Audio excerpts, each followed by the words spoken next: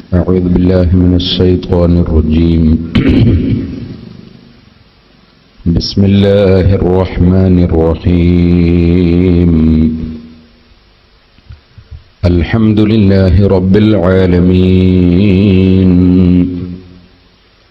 نشهد أن لا إله إلا الله ونشهد أن محمدا عبده ورسوله اللهم صل وسلم وبارك على رسولك وحبيبك سيدنا محمد وعلى آل وأصحاب سيدنا ومولانا محمد بسم الله الرحمن الرحيم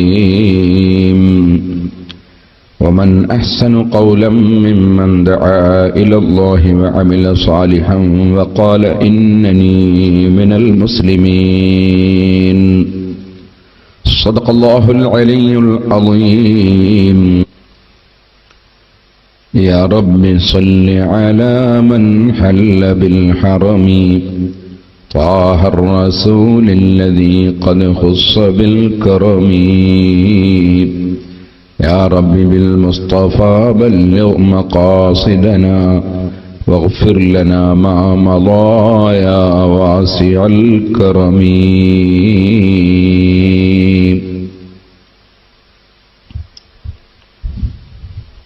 ബഹുമാന്യരെ, അല്ലാഹുവിന്റെ മഹത്തായ അനുഗ്രഹം കൊണ്ട് ഇവിടെ സംഘടിപ്പിച്ച ഇൽമിന്റെ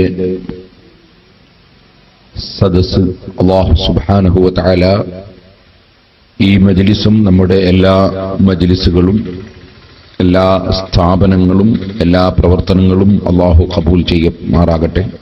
ഏറ്റവും വലിയ വഅദ് കഫാ ബിൽ മൗതി മൗഇള, മനുഷ്യൻ മരിക്കും എന്നതാണ്, മരണമാണ് ഏറ്റവും വലിയ വഅദ്. അതുകൊണ്ടാണ് അഷ്റഫുൽ ഖൽഖ് സല്ലല്ലാഹു അലൈഹി വസല്ലം തങ്ങളോട് ഇൽനി വ ഔജിസ്, ഓ നബിയെ എനിക്കൊരു വഅദ് പറഞ്ഞു തരണം, വ ഔജിസ് അത് വളരെ സംക്ഷിപ്തമായി പറഞ്ഞു തരണം എന്ന് പറഞ്ഞപ്പോൾ നബി സല്ലല്ലാഹു അലൈഹി വസല്ലം തങ്ങൾ ആദ്യമായി തന്നെ പറഞ്ഞത് ഇദാ ഖുംത ഫീ സ്വലാത്തിക ഫസല്ലി സ്വലാത്ത മുവദ്ദിഅ, നീ നിസ്കരിക്കാൻ എഴുന്നേറ്റ് നിന്നാൽ നീ യാത്ര പറയുന്നവന്റെ നിസ്കാരം നിസ്കരിക്കണം. അഥവാ ഇശാ നിസ്കരിക്കുന്ന മനുഷ്യന്റെ മനസ്സിൽ ഉണ്ടാകണം, ഒരു പക്ഷേ ഇതിന്റെ അവസാനത്തെ നിസ്കാരമാണ്. സുബ്ഹി നിസ്കരിക്കാൻ ഞാൻ ഉണ്ടായിക്കൊള്ളണം എന്നില്ല. ഞാൻ സൂചിപ്പിച്ചുവല്ലോ, രാത്രി കിടന്നുറങ്ങുന്ന സമയത്ത് യാതൊരു തകരാറും ഇല്ലാതെ കിടന്നുറങ്ങി നേരം വെളുത്തു നോക്കുമ്പോൾ മരിച്ചു കിടക്കുകയാണ്. ഇന്ന് തന്നെ ഞാൻ എന്റെ വീട്ടിന്റെ തൊട്ടടുത്ത് വേറൊരു മരണ വീട്ടിൽ കയറിയിട്ടുണ്ട്. അത് ഒരു സ്ത്രീ മരണപ്പെട്ടതാണ്. ആ സ്ത്രീയും രാത്രി കിടന്നുറങ്ങുമ്പോൾ കുഴപ്പമൊന്നുമില്ല. രാവിലെ എഴുന്നേറ്റ് നോക്കുമ്പോൾ മരിച്ചുപോയിരിക്കുന്നു. ഇന്ന് അവിടെ ദുആയുടെ സദസ്സായതുകൊണ്ട് ഞാൻ കയറിയതാണ്. 2 ദിവസം മുമ്പാണ് മരണപ്പെട്ടത്. അപ്പൊ നിങ്ങൾ മനസ്സിലാക്കണം, നാം എല്ലാവരും മനസ്സിലാക്കണം, അല്ലാഹു സുബ്ഹാനഹു വ തആല നമുക്ക് എപ്പോഴാണ് മരണം നിശ്ചയിച്ചത് എന്ന് നമുക്കറിയില്ല. അതുകൊണ്ടാണ് അഷ്റഫുൽ ഖൽഖ് സല്ലല്ലാഹു അലൈഹി വസല്ലം തങ്ങളോട് എനിക്കൊരു വഅദ് പറഞ്ഞു തരണം, അത് ചുരുക്കി പറഞ്ഞു തരണം എന്ന് പറഞ്ഞപ്പോൾ ആദ്യമായി തന്നെ പറഞ്ഞ വാക്ക് ഇദാ ഖുംത ഫീ സ്വലാത്തിക ഫസല്ലി സ്വലാത്ത മുവദ്ദിഅ, നിസ്കാരത്തിൽ നീ എഴുന്നേറ്റ് നിൽക്കുമ്പോൾ നീ യാത്ര പറയുന്നവന്റെ നിസ്കാരം നിസ്കരിക്കണം. ഒരു നിസ്കരിക്കുന്ന മനുഷ്യനും അടുത്ത നിസ്കാരം വരെ എനിക്ക് ആയുസ്സുണ്ടെന്ന് ചിന്തിക്കാൻ അവകാശം ഇല്ല. അല്ലാഹു ജല്ല ജലാലുഹു നമുക്കെല്ലാം അവന്റെ പൊരുത്തത്തിൽ ദീർഘായുസ് നൽകുമാറാകട്ടെ. സഹോദരന്മാരെ, നീണ്ട ഒരു പ്രസംഗം നടത്താൻ ഇപ്പോൾ കഴിവില്ല, പലതുകൊണ്ടും കഴിയില്ല. ഇത് കഴിഞ്ഞ് വേറെ വളരെ ദൂരെ ഏകദേശം 1 മണിക്കൂറിലധികം ഓടിയിട്ട് മറ്റൊരു സ്ഥലത്ത് കൂടി എത്തണം. ഞാൻ മഗ്രിബിന് ഇവിടെ എത്തണം എന്ന് ആഗ്രഹിച്ചിരുന്നു. പക്ഷേ ഞാൻ നേരത്തെ പറഞ്ഞ മരണവുമായി ബന്ധപ്പെട്ട് നാട്ടിൽ നിന്ന് വരാൻ കഴിഞ്ഞില്ല. അതുകൊണ്ട് നീട്ടി സംസാരിക്കുന്നില്ല. നീണ്ട പ്രസംഗങ്ങൾ കേൾക്കേണ്ടവർക്ക് എല്ലാ വിഷയത്തിലും CD ഉണ്ട്. വഅദിന്റെ CD ധാരാളം ഉണ്ട്. ചിലർക്ക് ഗണ്ണന പ്രസംഗം കേൾക്കണം. പിന്നെ ഇവിടെ അതിന്റെ ആവശ്യം ഇല്ല. അതിനേക്കാൾ കൂടുതൽ CD ഉണ്ട്. ആവശ്യമുള്ളതൊക്കെ കൊണ്ടുപോയി കേൾക്കാം. ഞാൻ ചുരുങ്ങിയ സമയം മാത്രം സംസാരിച്ചുകൊണ്ട് എന്റെ വാക്കുകൾ നിർത്തും. സിറാജുൽ ഹുദയുടെ സമ്മേളനത്തിൽ വന്നവരാണ് മലപ്പുറം ജില്ലയിലെ അഹ്ലുസുന്നത്തി വൽ ജമാഅത്തിൽ വിശ്വസിക്കുന്ന മുഅ്മിനീങ്ങൾ ഏകദേശവും. ചില ആളുകൾക്ക് ചില മുടക്കമുള്ളതുകൊണ്ട് വരാൻ കഴിയാത്തവരുണ്ടാകാം. അല്ലാഹു അവർക്കും പ്രതിഫലം നൽകുമാറാകട്ടെ. നല്ല നിയ്യത്തുള്ളവർക്ക് പ്രതിഫലം ലഭിക്കും. ജുമാക്ക് പോലും ഉദുറുള്ളവൻ പോകണ്ടെന്നാണല്ലോ. അതുപോലെ ഉദുറുള്ളത് കൊണ്ട് വരാത്തവരുണ്ടാകും. വന്നവരെ വേണ്ടതുപോലെ ആദരിക്കാനും ബഹുമാനിക്കാനൊന്നും എനിക്ക് സാധിച്ചിട്ടുണ്ടാവില്ല. അതെല്ലാവരും പൊരുത്തപ്പെടണം. സിറാജുൽ ഹുദയുടെ കലണ്ടർ എല്ലാവരും ഓരോന്ന് വാങ്ങണം, മുമ്പ് വാങ്ങിയിട്ടില്ലാത്തവർ. ഞാൻ അതിൻ്റെ ഇടയ്ക്ക് പിന്നെ അതിലേക്ക് കടക്കണ്ട വിചാരിച്ചപ്പോ തന്നെ അങ്ങനെ പറഞ്ഞതാണ്. സഹോദരന്മാരെ, നിങ്ങൾ ഓർക്കുക, ഏത് സമയത്തും മനുഷ്യന് മരണമാകാം. ഈ മരിക്കുന്ന സമയത്ത് അള്ളാഹുവിനെ കണ്ടുമുട്ടണം എന്ന ആഗ്രഹത്തോടെ മരിക്കാൻ കഴിയണം. ഇദാ അഹബ്ബ അബ്ദുൻ ലിഖാ അല്ലാഹി അഹബ്ബ അല്ലാഹു ലിഖാഅഹ്. ഒരു മനുഷ്യൻ അള്ളാഹുവിനെ കണ്ടുമുട്ടണം എന്ന് ആഗ്രഹിക്കുന്ന മനുഷ്യനാണെങ്കിൽ അല്ലാഹു സുബ്ഹാനഹു വ തആല അവനെയും കണ്ടുമുട്ടണം എന്ന് അവനും താല്പര്യപ്പെടുകയാണ്. അത്തരത്തിലുള്ള ഒരു മനുഷ്യൻ മരണപ്പെടുമ്പോൾ അഷ്റഫുൽ ഖൽഖ് സല്ലല്ലാഹു അലൈഹി വസല്ലം തങ്ങൾ പറഞ്ഞു, ബുശ്ശിറ ബിറിദ്വാനില്ലാഹി വകറാമതിഹി. അള്ളാഹുവിന്റെ സംതൃപ്തി കൊണ്ടും അള്ളാഹു നൽകുന്ന കറാമത്ത് കൊണ്ടും അവന് സന്തോഷ വാർത്ത അറിയിക്കപ്പെടും. അല്ലാഹു സുബ്ഹാനഹു വ തആല മരണത്തിന് ശേഷം വലിയ കറാമത്ത് കൊടുക്കാൻ പോവുകയാണ്. കറാമത്ത് എന്ന വാക്കിന്റെ അർത്ഥം ആദരവ് എന്നാണ്, ബഹുമാനം. അല്ലാഹു സുബ്ഹാനഹു വ തആല അവനെ കണ്ടുമുട്ടാൻ ആഗ്രഹിക്കുന്ന മനുഷ്യന് അവന്റെ സംതൃപ്തിയും അവന്റെ കറാമത്തും നൽകുമെന്ന് സന്തോഷ വാർത്ത അറിയിക്കുന്നു എന്നാണ് നബി സല്ലല്ലാഹു അലൈഹി വസല്ലം പറഞ്ഞത്. അങ്ങനെ സന്തോഷം ലഭിച്ചുകൊണ്ട് മരിക്കുന്നവരിൽ നമുക്ക് ഉൾപ്പെടാൻ സാധിക്കണം. അല്ലാഹു ജല്ല ജലാലുഹു അതിന് നമുക്ക് തൗഫീഖ് നൽകുമാറാകട്ടെ. അതിന് അല്ലാഹു നമുക്ക് തന്ന ആയുസ് കാലം, അല്ലാഹു നമുക്ക് തന്ന യുവത്വം, അല്ലാഹു നമുക്ക് തന്ന ആത്മാവ്, അല്ലാഹു നമുക്ക് തന്ന ശരീരം, അല്ലാഹു നമുക്ക് തന്ന സമയം, അല്ലാഹു നമുക്ക് തന്ന സമ്പത്ത്, അല്ലാഹു നമുക്ക് തന്ന നിഅമത്ത് എല്ലാം അല്ലാഹുവിന്റെ വഴിയിൽ സമർപ്പിക്കാൻ നാം സന്നദ്ധരാകണം. അങ്ങനെ അല്ലാഹുവിന്റെ വഴിയിൽ എന്തും സമർപ്പിക്കാൻ സന്നദ്ധനാകുന്നവനാണ് യഥാർത്ഥ മുസ്ലിം എന്ന് പറയുന്നത്. പരിശുദ്ധ ഖുർആനിൽ അല്ലാഹു സുബ്ഹാനഹു വ തആല പറഞ്ഞു, വമൻ അഹ്സനു ഖൗലൻ മിമ്മൻ ദആ ഇലല്ലാഹി വഅമില സാലിഹൻ വഖാല ഇന്നനി മിനൽ മുസ്ലിമീൻ. വമൻ അഹ്സനു ഖൗലൻ മിമ്മൻ ദആ ഇലല്ലാഹ്. അല്ലാഹുവിലേക്ക് ക്ഷണിക്കുന്നതിനേക്കാൾ നല്ല വാക്ക് പറയുന്നവൻ ആരാണ്? ഏറ്റവും നല്ല വാക്ക് പറയുന്നവൻ അല്ലാഹുവിലേക്ക് ക്ഷണിക്കുന്നവനാണ്. വാസ്തവത്തിൽ ഈ സംസാരിക്കാനുള്ള നാവ് നൽകിയവൻ ആരാണ്? നാവുള്ളത് കൊണ്ട് മാത്രം സംസാരിക്കാൻ കഴിയുമോ? നാവുണ്ടായിട്ടും സംസാരിക്കാൻ കഴിയാത്ത എത്രയെത്ര ആളുകൾ ഉണ്ട്. അപ്പോൾ അല്ലാഹു സുബ്ഹാനഹു വ തആല തരുന്ന ഒരു കഴിവാണ് സംസാരത്തിനുള്ള കഴിവ്. നമുക്കെല്ലാം അറിയാം, നമ്മുടെ ശബ്ദവും നമ്മുടെ അക്ഷരങ്ങളും നമ്മുടെ എല്ലാം സൃഷ്ടിക്കുന്നവൻ അല്ലാഹുവാണ്. ആ അല്ലാഹു ജല്ല ജലാലുഹു തന്ന നാവുകൊണ്ട് സംസാരിക്കുന്ന സംസാരങ്ങളിൽ ഏറ്റവും ശ്രേഷ്ഠമായ സംസാരമാണ് അല്ലാഹുവിലേക്ക് ക്ഷണിക്കുന്ന സംസാരം. ഇൽമിന്റെ സദസ്സ് നാം സംഘടിപ്പിക്കുന്നത് അതിനു വേണ്ടിയാണ്, അല്ലാഹുവിലേക്ക് ക്ഷണിക്കാൻ വേണ്ടിയാണ്. ആരെയെങ്കിലും കുറ്റം പറയാൻ വേണ്ടിയോ, ആരെയെങ്കിലും തെറി പറയാൻ വേണ്ടിയോ, ആരെയെങ്കിലും ആക്ഷേപിക്കാനോ നിന്ദിക്കാനോ പരിഹസിക്കാനോ അല്ല. നമ്മുടെ സദസ്സുകൾ അല്ലാഹുവിലേക്ക് ക്ഷണിക്കാനുള്ള സദസ്സുകളാണ്. അദ്ദഅവതു ഇലല്ലാഹ്, അല്ലാഹുവിലേക്ക് ക്ഷണിക്കുക. ആരെ ക്ഷണിക്കുന്നു?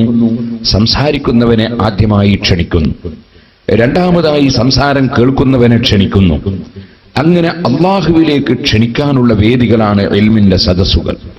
വമൻ അഹ്സനു ഖൗലൻ മിമ്മൻ ദആ ഇലല്ലാഹ്. അല്ലാഹുവിലേക്ക് ക്ഷണിക്കുന്നവനേക്കാൾ നല്ല വാക്ക് പറയുന്നവനാരാണ്? നമ്മുടെ ഈ പള്ളിയിൽ വെച്ച് 5 നേരവും വിളിച്ചു പറയുന്നു അല്ലാഹു അക്ബർ, അല്ലാഹു വലിയവനാണ്. ലോകത്തുള്ള എല്ലാ ജനങ്ങളെയും മുസ്ലിം ഉമ്മത്തിന്റെ കേന്ദ്രങ്ങളിൽ നിന്ന് കേൾപ്പിക്കുന്ന ഒരു വാചകമാണത്. അല്ലാഹു വലിയവനാണ്. അല്ലാഹു അല്ലാതെ വലിയവൻ ഇല്ല. അല്ലാഹു മാത്രമേ വലിയവൻ ഉള്ളൂ.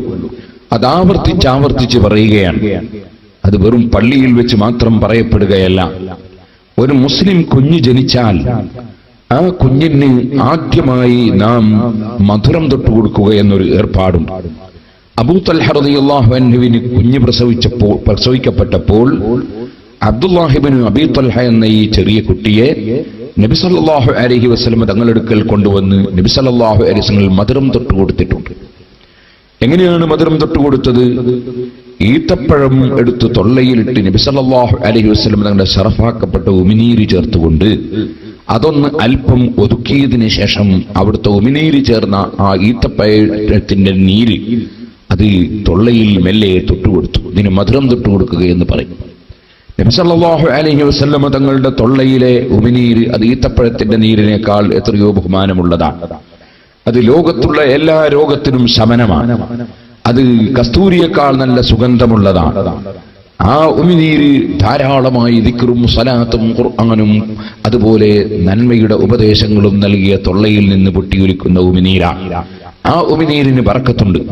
അതിനേക്കാൾ ബർക്കത്തുള്ള വേറൊരു ഉമിനീര് ലോകത്ത് അള്ളാഹു പടച്ചിട്ടില്ല.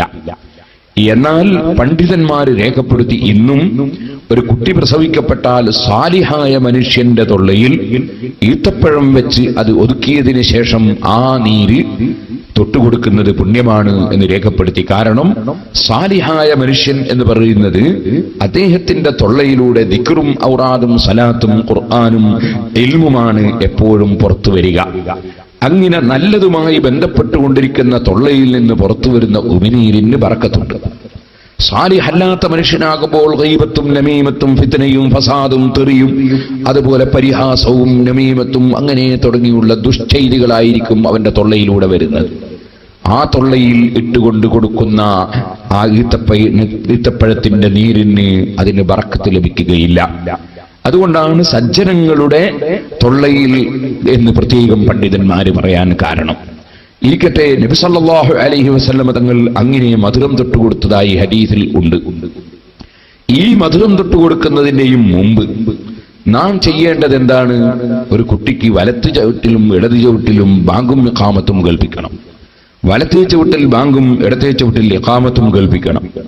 ആ കേൾപ്പിക്കുന്ന ബാങ്കും ഇഖാമത്തും കൊടുക്കുന്നത് പുരുഷനാകണം എന്നില്ല, സ്ത്രീകളായാലും മതി. പള്ളിയിലെ ബാങ്ക് വിളിക്കൽ സ്ത്രീകൾക്ക് പാടില്ല. അവർ ഉറക്കെ ബാങ്ക് കൊടുത്താൽ ഹറാമാണെന്ന് വരെ പണ്ഡിതന്മാര് പറഞ്ഞിട്ടുണ്ട്. കാരണം സ്ത്രീകൾ അവരുടെ ശബ്ദം മറ്റുള്ളവർ കേൾക്കുന്ന വിധത്തിൽ ഉയർത്തേണ്ടവരല്ല. അത് പ്രകൃതി നിയമമാണ്, ഇസ്ലാമിന്റെ നിയമം മാത്രമല്ല. നമുക്കെല്ലാവർക്കും അറിയാമല്ലോ, കോഴികളുടെ കൂട്ടത്തിൽ രണ്ടു വിധമുണ്ട്. ഒന്ന് പൂവൻ കോഴിയും ഒന്ന് പെടക്കോഴിയുമുണ്ട്. പൂവൻ കോഴി ഉറക്കെ കൂകുന്നതായി നമ്മളെല്ലാം കേൾക്കാറുണ്ട്. പെടക്കോഴി ഉറക്കെ കൂകുന്നതായി ഞാനിതുവരെ കേട്ടിട്ടില്ല.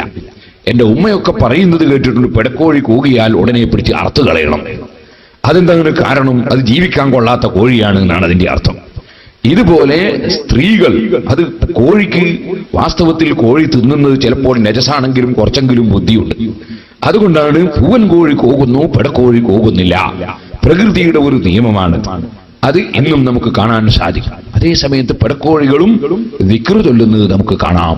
അത് ഏറ്റവും കൂടുതൽ പെടക്കോഴികൾ ദിക്ർ ചൊല്ലാറുള്ളത് കോഴിമുട്ട അല്ലെങ്കിൽ കോഴിമുട. അത് ഇടാൻ വേണ്ടി അടുത്തായ സമയത്താണ് കൂടുതലായി പെടക്കോഴികൾ ദിക്ർ ചൊല്ലുക. അത് നമ്മളെ പഠിപ്പിക്കുന്നത് എന്താണ്? അത് പഠിപ്പിക്കുന്നത് ഗർഭിണികളായ സ്ത്രീകൾ കൂടുതൽ ദിക്ർ ചൊല്ലണമെന്നാണ്. കാരണം ഈ ഗർഭിണികളായ സ്ത്രീകൾ അവർ ദിക്റുകളും ഔറാദുകളും സലാത്തും പരിശുദ്ധ ഖുർആനും ധാരാളമായി കൊണ്ടുവരുമ്പോൾ അവർ ചുമന്ന കുട്ടി ബറക്കത്തുള്ള കുട്ടിയായി വളരാൻ അത് സാധ്യതയുണ്ട്. അത് കോഴിയിൽ നിന്ന് നാം കണ്ടുപിടിക്കേണ്ടതാണ്. ഉമ്മമാരെ ഞാൻ പ്രത്യേകമായി ഉണർത്തുകയാണ്. കോഴിക്കുട്ടികളുടെ നിലനിൽപ്പ് കോഴിമുട്ടയിലൂടെയാണ്. ആ കോഴികളുടെ നിലനിൽപ്പ് ഖിയാമത്ത് നാൾ വരെ ഇവിടെ കോഴികൾ ഉണ്ടാകുന്നത് കോഴിമുട്ടയിലൂടെയാണ്. ആ കോഴിമുട്ട പുറത്തേക്ക് വരാൻ അടുത്താകുന്ന സമയമെത്തുമ്പോൾ പെടക്കോഴികൾ ധാരാളം ദിക്ർ ചൊല്ലുകയാണ്. ഞാൻ എന്റെ സദസ്സിൽ വന്ന ഉമ്മമാരോട് പറയുന്നു, ഗർഭിണികളായ സ്ത്രീകൾ ധാരാളമായി ദിക്ർ ചൊല്ലണം. അത് കുട്ടികളുടെ ആത്മീയ പുരോഗതിക്ക് വളരെയേറെ അനിവാര്യമാണ്. പ്രത്യേകിച്ചും ഫത്ഹുൽ മുഈൻ ഓതിയ മുതഅല്ലിമീങ്ങൾക്കറിയാം, ഗർഭിണികളായ സ്ത്രീകൾക്ക് പ്രത്യേകം പുണ്യമുള്ള ഒരു ദിക്റാണ് ദുആഉൽ കർബ് എന്ന് പറയുന്ന ദിക്ർ. ലാ ഇലാഹ ഇല്ലല്ലാഹുൽ അളീമുൽ ഹലീം, ലാ ഇലാഹ ഇല്ലല്ലാഹു റബ്ബുൽ അർശിൽ അളീം, ലാ ഇലാഹ ഇല്ലല്ലാഹു റബ്ബുസ് സമാവാതി വറബ്ബുൽ അർളി വറബ്ബുൽ അർശിൽ കരീം. ഇതാണ് ദുആഉൽ കർബ്. അത് സഹീഹുൽ ബുഖാരിയിൽ നബി സല്ലല്ലാഹു അലൈഹി വസല്ലമ തങ്ങൾ പ്രയാസമുണ്ടാകുന്ന സമയത്ത് നീങ്ങാൻ വേണ്ടി ചൊല്ലിയ ദുആയായി പഠിപ്പിച്ചിട്ടുണ്ട്. ഏത് പ്രയാസമുള്ള സമയത്തും ചൊല്ലിയാൽ വളരെ പെട്ടെന്ന് ഫലം കിട്ടാൻ സാധ്യതയുള്ള വലിയ ഒരു ദിക്റാണ് ദുആഉൽ കർബ്. അത് സ്ത്രീകൾ, പ്രത്യേകം ഗർഭിണികളായ സ്ത്രീകൾ പതിവാക്കുന്നത് നല്ലതാണ്.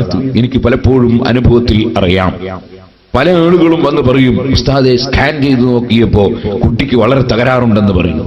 ചില ഡോക്ടർമാര് 2-3 മാസം കഴിയുമ്പോൾ തന്നെ ഈ കുട്ടി പ്രസവിച്ചാൽ വികലാംഗനായിരിക്കും, അല്ലെങ്കിൽ അങ്ങനെയായിരിക്കും ഇങ്ങനെയായിരിക്കും, എടുത്തു കളയുന്നതാണ് നല്ലതെന്ന് ഫത്വ കൊടുക്കുന്ന ചില ഡോക്ടർമാരുണ്ട്. അത്തരത്തിലുള്ള ചില ഡോക്ടർമാര് പറയുന്ന ദുഷിച്ച ഉപദേശങ്ങൾ, ആ ഉപദേശങ്ങൾ അവർക്ക് വാസ്തവത്തിൽ അവരോട് ഇങ്ങനെ ഒരു സ്കാൻ ചെയ്ത് നോക്കാൻ തന്നെ ആരും പറഞ്ഞില്ല. ഇരിക്കട്ടെ, എന്നാലും സ്കാൻ ചെയ്ത് നോക്കിയോണ്ട് സ്കാൻ ചെയ്യൽ ഹറാമാണെന്നൊന്നും ഞാൻ പറയുന്നില്ല. പക്ഷേ പറഞ്ഞു വന്നത്, അങ്ങനെ തജസ്സുസ് ചെയ്ത് നോക്കിയിട്ട് എന്തോ ഒരു അപകടമുണ്ടെന്ന് കണ്ടപ്പോൾ കുട്ടിയെ എടുത്തു കളയണം എന്ന് പറയുന്ന ഡോക്ടർമാരും അങ്ങനെ പറഞ്ഞ പല കുട്ടികളുടെയും കാര്യത്തിൽ വന്ന് പലരും പറഞ്ഞപ്പോൾ ദുആഉൽ കർബ് ചൊല്ലാൻ വേണ്ടി പലരെയും ഉപദേശിച്ചത് എനിക്ക് ഓർമ്മയിലുണ്ട്. ആ ദുആഉൽ കർബ് ചൊല്ലി കുട്ടി പ്രസവിച്ചതിനു ശേഷം യാതൊരു കുഴപ്പവും ഇല്ല എന്ന് വന്നു പറഞ്ഞ എത്രയോ രക്ഷിതാക്കളെയും എനിക്കറിയാം. ഓ സഹോദരിമാരെ, ദുആഉൽ കർബ് അത് വളരെ പുണ്യമുള്ളതാണ്. ഗർഭിണികൾ ധാരാളമായി ചൊല്ലേണ്ട ഒരു ദിക്റാണ് ദുആഉൽ കർബ്. അറിയുന്ന പണ്ഡിതന്മാരിൽ എഴുതി വാങ്ങി നിങ്ങൾക്കത് ചൊല്ലാം. ഞാൻ ആ വിഷയത്തിലേക്ക് കടക്കുന്നില്ല. ഞാൻ പറഞ്ഞു വന്നത്, പ്രകൃതിയുടെ നിയമം തന്നെയാണ് സ്ത്രീകൾ അടങ്ങി ഒതുങ്ങിയിരിക്കേണ്ടവരാണെന്ന നിയമം. അതിലാർക്കും തർക്കത്തിന് അവകാശമില്ല. ഇപ്പോ ചില ആളുകൾ പെണ്ണുങ്ങൾക്ക് ശക്തി കൂട്ടാൻ വേണ്ടി ഉള്ള പെണ്ണുങ്ങളെയൊക്കെ കൂട്ടിക്കൊണ്ടുപോകുന്ന ആളുകളുണ്ട്. എന്നിട്ടുള്ള സ്ത്രീകളെ മുഴുവനും കൊണ്ടുപോയിട്ട് അന്യപുരുഷന്മാരെ കൊണ്ടുവന്ന് എന്നിട്ട് ഇതുപോലുള്ള വീഡിയോ ക്യാമറ വെച്ച് പെണ്ണുങ്ങളൊക്കെ ഇങ്ങനെ ചിത്രം പിടിച്ച്, സുബ്ഹാനല്ലാഹ്, ഞാനിവിടെ പ്രസംഗിക്കുമ്പോൾ ഒരാൾ വീഡിയോ ക്യാമറ പിടിക്കുന്നുണ്ട്. പക്ഷെ അയാളും ആണാണ്, ഞാനും ആണാണ്. അയാൾ എന്റെ മുഖത്ത് നോക്കിയാലും കുഴപ്പമില്ല, അയാൾ എന്റെ ക്യാമറയിലേക്ക് നോക്കിയിട്ട് എന്റെ മുഖം ഇങ്ങനെ പിടിച്ചാലും കുഴപ്പമൊന്നും വരാനില്ല. നേരെ മറിച്ച് അന്യപുരുഷന്മാരായ പത്രക്കാരെയും മീഡിയക്കാരെയും കൊണ്ടുവന്ന് അന്യ സ്ത്രീകൾ ഇങ്ങനെ ഒരുമിച്ച് കൂടിയ സ്ഥലത്ത് നിന്ന് മുഴുവനും ക്യാമറയിൽ പിടിച്ചിട്ട്, സുബ്ഹാനല്ലാഹ്, എന്തിനധികം പറയണം, നിസ്കരിക്കുന്ന ഫോട്ടോ വരെ ക്യാമറയിൽ പിടിച്ചിട്ട് പത്രത്തിലും അതുപോലെ മറ്റ് മാധ്യമങ്ങളിലും കൊടുക്കുന്ന ആളുകൾ ഉണ്ട്. ഇന്നാ ലില്ലാഹി വ ഇന്നാ ഇലൈഹി റാജിഊൻ. ഞാനിപ്പോഴതിലേക്ക് കടന്ന് സംസാരിക്കുന്നില്ല. അൽ ഐനാനി സിനാഹും അന്നദറു, രണ്ട് കണ്ണുകൾ അതിന്റെ വ്യഭിചാരമാണ് നോട്ടമെന്ന് മുഹമ്മദുർ റസൂലുള്ളാഹി സ്വല്ലല്ലാഹു അലൈഹി വസല്ലം പറഞ്ഞിട്ടുണ്ട്. അന്യ സ്ത്രീകളിലേക്ക് നോക്കുന്ന നോട്ടം അത് വ്യഭിചാരമാണെന്ന് നബി സല്ലല്ലാഹു അലൈഹി വസല്ലം പറഞ്ഞിട്ടുണ്ട്. ആ വ്യഭിചാരത്തിലൂടെ എന്ത് മതപ്രവർത്തനമാണ് ഇവർ നടത്താൻ പോകുന്നത്? അല്ലാഹു ജല്ല ജലാലുഹു അത്തരം ശർറുകളിൽ നിന്ന് മുസ്ലിം ഉമ്മത്തിനെ കാക്കുമാറാകട്ടെ. സഹോദരന്മാരെ, ഞാൻ പറഞ്ഞു വന്ന വിഷയത്തിലേക്ക് തന്നെ പോകാം. ബാങ്ക് വിളിക്കുന്ന സമയത്ത് സാധാരണ നിലക്കുള്ള ബാങ്ക് അത് സ്ത്രീകൾക്ക് കൊടുക്കൽ ഹറാമാണെന്ന് വരെ പണ്ഡിതന്മാര് പറഞ്ഞു. അതുകൊണ്ടാണ് ലോകത്ത് ഇന്ന് വരെ ഒരൊറ്റപ്പള്ളിയിലും സ്ത്രീകൾ ബാങ്ക് വിളിച്ചിട്ടില്ല. ഇരിക്കട്ടെ, എന്നാൽ പ്രസവിക്കപ്പെട്ട ഉടനെയുള്ള കുട്ടിയുടെ ചുവട്ടിലുള്ള ബാങ്ക് അത് സ്ത്രീകൾക്കും കൊടുക്കാമെന്ന് പണ്ഡിതന്മാർ പറയുന്നു. പുരുഷന്മാർ കേൾക്കുന്ന ബാങ്കല്ല, ചെറിയ കുട്ടി കേൾക്കുന്ന ബാങ്കാണ്. ആ കുട്ടി ബാങ്ക് കേട്ടതുകൊണ്ട് ഈ പെണ്ണിന്റെ ശബ്ദം കേട്ടുകൊണ്ട് ഒരു കുഴപ്പവും വരാനില്ല. അതുകൊണ്ട് തന്നെ ആ കുട്ടിയുടെ ചുവട്ടിൽ കൊടുക്കുന്ന ബാങ്ക് സ്ത്രീകൾക്കും കൊടുക്കാം. ഈ ബാങ്കിൽ വിളിച്ചു പറയുന്ന വാചകം എന്താണ്? അല്ലാഹു അക്ബർ, അല്ലാഹു അക്ബർ, അല്ലാഹു വലിയവനാണ്, അല്ലാഹു വലിയവനാണ്. നിങ്ങൾ മനസ്സിലാക്കണം, നേരത്തെ ശരീരത്തിന്റെ ആരോഗ്യത്തിന് ആവശ്യമായ ഭക്ഷണത്തിന്റെ ഉദ്ഘാടനം ബറക്കത്തുള്ള ഉമിനീരോടുകൂടി അതാ മധുരം തൊട്ടുകൊടുത്തുകൊണ്ട് ആരംഭിക്കണമെന്ന് നേരത്തെ നമ്മൾ പറഞ്ഞുവെങ്കിലും ആ ശരീരത്തിന്റെ ഭക്ഷണത്തിന്റെ ഉദ്ഘാടനം നടക്കുന്നതിന് മുമ്പ് ആത്മാവിന്റെ ഭക്ഷണം വിതരണം തുടങ്ങണം. ആ ആത്മാവിന്റെ ഭക്ഷണമാണ് വിതരണം ചെയ്യുന്നത്. അല്ലാഹു അക്ബർ, അല്ലാഹു വലിയവനാണ്. ആദ്യമായി കുട്ടി കേൾക്കുന്നത് തന്നെ ആ കുട്ടിയെ സൃഷ്ടിച്ച് പോറ്റി വളർത്തിയ രാജാവ്, ആ കുട്ടിയെ ഗർഭപാത്രത്തിൽ സൂക്ഷിച്ചു വളർത്തിയ രാജാവ്, ആ ഗർഭപാത്രത്തിൽ നിന്ന് ആവശ്യമായ ഭക്ഷണം സ്പെഷ്യൽ കുഴലിലൂടെ ഉമ്മയുടെ രക്തത്തിലൂടെ നൽകിയ രാജാവ്, ആ രാജാവിന്റെ പേര് ആദ്യമായി കുട്ടി കേൾക്കണം. അവനെ കുറിച്ച് കുട്ടി കേൾക്കണം.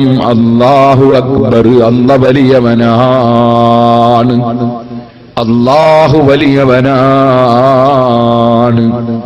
ഓ മുസ്ലിമീങ്ങളെ, ഇവിടെ നിങ്ങൾ ഓർക്കണം, ഈ കുട്ടിക്ക് ഒരൊറ്റ ഭാഷയും അറിയില്ല. കുട്ടി പുറത്തു വന്നിട്ടേ ഉള്ളൂ. പക്ഷെ അവൻ ആദ്യം കേൾക്കുന്നത് അറബി ഭാഷയാകണം. അത് പരിശുദ്ധ ഖുർആനിന്റെ ഭാഷയാണ്. അത് നബി സല്ലല്ലാഹു അലൈഹി വസല്ലമ തങ്ങളുടെ ഭാഷയാണ്. വലിസാനു അഹ്ലിൽ ജന്ന, അത് സ്വർഗക്കാര ഭാഷയാണ്. ആ ഭാഷയിൽ അവന്റെ കാതിൽ കൊടുത്തേക്കണം, കേൾപ്പിച്ചു കൊടുത്തേക്കണം. എന്താണ് കൊടുക്കുന്നത്? അല്ലാഹു അക്ബർ, അല്ല വലിയവനാണ്. അവിടുന്ന് തുടങ്ങി എല്ലാ പള്ളികളുടെ മിനാരങ്ങളിൽ നിന്നും എല്ലാവർക്കും വിതരണം ചെയ്യുന്ന ഏറ്റവും വലിയ ദഅവത്ത് അദ്ദഅവത്തു താമ്മ, പരിപൂർണമായ പ്രബോധനമെന്ന് നമ്മളതാ ബാങ്കിന്റെ ശേഷമുള്ള ദുആയിൽ വിശേഷിപ്പിക്കുന്ന ദഅവത്ത്. അതാണ് ബാങ്ക്. അല്ലാഹു അക്ബർ, അല്ല വലിയവനാണ്. എല്ലാ ജനങ്ങളെയും ക്ഷണിക്കാനുള്ളത് ഇലല്ലാഹ്, അല്ലാഹുവിലേക്കാണ്. ആ ക്ഷണം നടത്തുന്നവനേക്കാൾ, ബാങ്ക് വിളിക്കുന്നവനേക്കാൾ, ഇൽമു പറയുന്നവനേക്കാൾ, അല്ലാഹുവിനെ ഓർമ്മിപ്പിക്കുന്നവനേക്കാൾ, അല്ലാഹുവിന്റെ ദിക്റിലേക്ക്, അവന്റെ ഖുർആൻ പാരായണത്തിലേക്ക്, അവന്റെ ഖുർആൻ പഠിപ്പിക്കുന്ന ആശയത്തിലേക്ക്, അവന്റെ ഹബീബായ നബി സല്ലല്ലാഹു അലൈഹി വസല്ലമ തങ്ങളിലേക്ക്, തങ്ങളെ സ്നേഹിക്കുന്നതിലേക്ക്, അങ്ങനെ അല്ലാഹുവിലേക്കും അവനുമായി ബന്ധപ്പെട്ട വിഷയങ്ങളിലേക്കും മനുഷ്യനെ ക്ഷണിക്കുന്നവരെക്കാൾ നല്ല വാക്ക് പറയുന്നവനാരാണ്? വമൻ അഹ്സനു ഖൗലൻ മിമ്മൻ ദഅ ഇലല്ലാഹ്.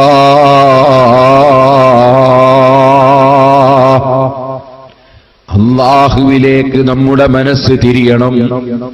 അല്ലാഹുവിനെ നാം അങ്ങേയറ്റം സ്നേഹിക്കണം. വല്ലദീന ആമനൂ അസദ്ദു ഹുബ്ബൻ ലില്ലാഹ്.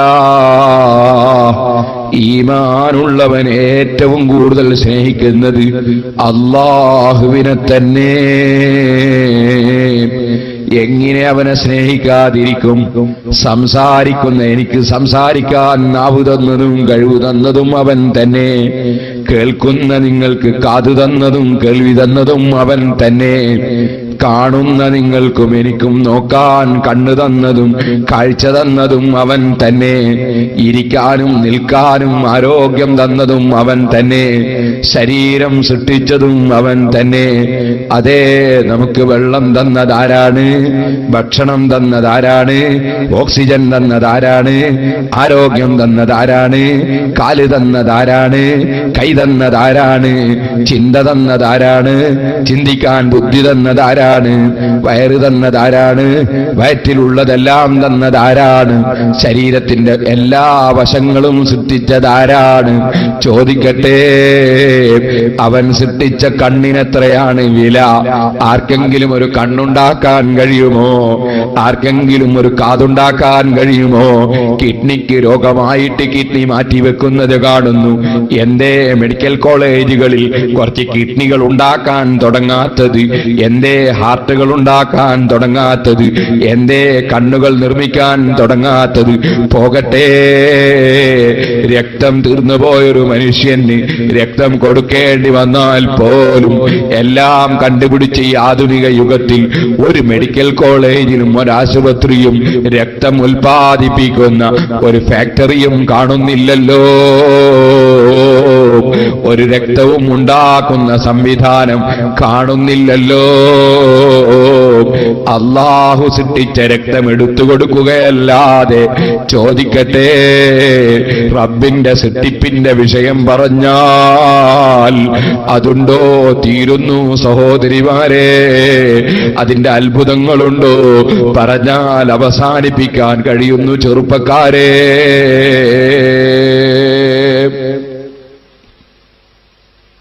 എന്താണ് സ്വർണത്തിന് വില? 8 ഗ്രാം സ്വർണത്തിന് 13,000 ഉറുപ്പിക. അതേ സമയത്ത് 800 ഗ്രാമിന് പോകട്ടെ, 8 കിലോഗ്രാമിന് പോകട്ടെ, 80 കിലോ ഇരുമ്പിന് എത്രയാണ് വില? സുബ്ഹാനല്ലാഹ്. ഇരുമ്പിന് 8 ഗ്രാം സ്വർണത്തിന്റെ വിലയൊന്നും ഇല്ല. എന്താ കാരണം? വളരെ വ്യക്തമാണ്. അള്ളാഹുവിന്റെ സൃഷ്ടിപ്പാണത്. സ്വർണം തീരെ മനുഷ്യന് ആവശ്യമില്ല. ആർക്കും എന്നോട് വെറുപ്പിടിക്കരുത്. സ്വർണം മനുഷ്യന്റെ ജീവിതത്തിന് തീരെ ആവശ്യമില്ല. എനിക്ക് 50 വയസ്സായി, ഞാൻ എന്റെ ജീവിതത്തിൽ ഇന്ന് വരെ സ്വർണം ഉപയോഗിച്ചിട്ടില്ല, അതുകൊണ്ട് എനിക്കൊരു തയ്യാറും പറ്റിയില്ല. അപ്പൊ ജീവിതത്തിന് സ്വർണം ആവശ്യമില്ല, അതെനിക്ക് ഉറപ്പാണ്. എന്റെ ഭാര്യ സ്വർണത്തിന്റെ ആഭരണം അണിയുന്നുണ്ട്, അതെനിക്ക് വേണ്ടി അണിയുകയാണ്, എനിക്ക് കണ്ട് ആസ്വദിക്കാൻ വേണ്ടിയാണ്. അല്ലാതെ അവൾക്ക് കണ്ട് ആസ്വദിക്കാനാണ് ഞാൻ അണിയേണ്ടത്. അങ്ങനല്ലേ? അപ്പൊ അത് എനിക്ക് കണ്ട് ആസ്വദിക്കാൻ വേണ്ടി. അതുകൊണ്ട് സ്ത്രീകൾക്ക് പൊന്നു വാങ്ങിച്ചു കൊടുക്കേണ്ട പുരുഷന്മാരാണ്. സ്ത്രീകളോട് എനിക്ക് കുറെ പൊന്നു വേണമെന്ന് ആവശ്യപ്പെടലല്ല, അവൻ വാങ്ങിയങ്ങ് കൊടുക്കാൻ വേണ്ടി. ചില ആളുകളുണ്ട് ഈ കല്യാണം കഴിക്കുന്ന സമയത്ത് ഈ വധുവായി വരുന്ന പെണ്ണിന്റെ ബാപ്പനോട് പറയും വാങ്ങി കൊടുക്കണം. അങ്ങനെയല്ല വേണ്ടത്, നിനക്ക് കണ്ട് ആസ്വദിക്കാനല്ലേ നീയാ വാങ്ങി കൊടുക്കേണ്ടത്. ധാരാളം ഭാര്യയായിട്ട് വരുന്ന പെണ്ണിന് ധാരാളം പൊന്നു വാങ്ങിച്ചു കൊടുക്കുക. ഞങ്ങളെ നാട്ടിലൊക്കെ ഉണ്ട്, ഉണ്ടെന്ന് എനിക്കറിയില്ല. ഈ വിവാഹം കഴിച്ചാല് ആ വധുവിനെ കൂട്ടിക്കൊണ്ടുവരാൻ വരുന്ന വരന്റെ സഹോദരിമാരും കുടുംബങ്ങളും ഉണ്ട്. അവർ വരുന്ന സമയത്ത് ഈ വധുവിന് ആവശ്യമായ ഡ്രസ്സൊക്കെ അവർ കൊണ്ടുവരും. ഇവിടെ ഇല്ല അങ്ങനെ ഉണ്ട്. ആ ഡ്രസ്സൊക്കെ അവർ കൊണ്ടുവരും, ഹെയർ പിന്നൊക്കെ അവർ കൊണ്ടുവരും. ഏതെങ്കിലും ഒരു സാധനം ബാപ്പാൻ്റെത് ഉണ്ടോയിക്കോട്ടെ എന്ന് പറഞ്ഞാൽ ഈ പെങ്ങന്മാർക്ക് ദേഷ്യം വരും. അതൊന്നും പറ്റില്ല, ഞങ്ങൾ കൊണ്ടുവന്ന് തന്നെ ആയിരിക്കണം നിർബന്ധമാണ്. നല്ലൊരു അഭിപ്രായമാണത്. പക്ഷെ അത് പൊന്നിനും കൂടി അങ്ങനെ തന്നെ നിർബന്ധമാക്കണമെന്നൊരു അഭിപ്രായം ഇരിക്കട്ടെ. പൊന്നും ബാപ്പ കൊടുത്തതായിരുന്നു, അതും ഇയാൾ കൊടുത്തയച്ചെന്നെ ആയാൽ എത്ര ഭംഗിയായി. സുബ്ഹാനല്ലാഹ്. ഇരിക്കട്ടെ സഹോദരന്മാരെ, ഞാൻ പറഞ്ഞു വന്നത് നിങ്ങൾ ഓർക്കണം, പൊന്ന് അത് ആഭരണമായി ഉപയോഗിക്കുകയാണ്, ജീവിതത്തിന് ആവശ്യമില്ല. അത് ഭംഗിക്ക് വേണ്ടിയുള്ളതാണ്. പൊന്നാരും തിന്നാറില്ല, കുടിക്കാറില്ല. പൊന്നും വെള്ളിയും പണമാണ്. പണത്തിന്റെ സ്വഭാവം തന്നെ അത് ഉപയോഗിക്കൂല എന്നുള്ളതാണ്. പണം ഉപയോഗിക്കൂല. ഉപയോഗിക്കുന്ന സാധനം വാങ്ങിയിട്ട് പണം കൊടുക്കലാണ്. ഉപയോഗിക്കുന്ന സാധനം വിറ്റിട്ട് പണം വാങ്ങലാണ്. പിന്നെയും ആ പണം കൊടുത്തിട്ട് ഉപയോഗിക്കുന്ന സാധനം വാങ്ങലാണ്. ഈ പണം എന്നത് ഉപയോഗിക്കൂല.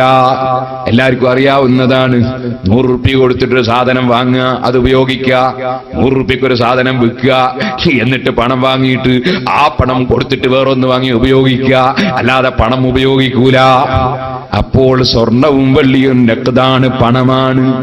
പണമാകുമ്പോൾ അതിന് സ്വന്തത്തിന് ഉപയോഗമില്ല, മറ്റുള്ളതിനെല്ലാം അതുകൊണ്ട് വില കണക്കാക്കലാണ്.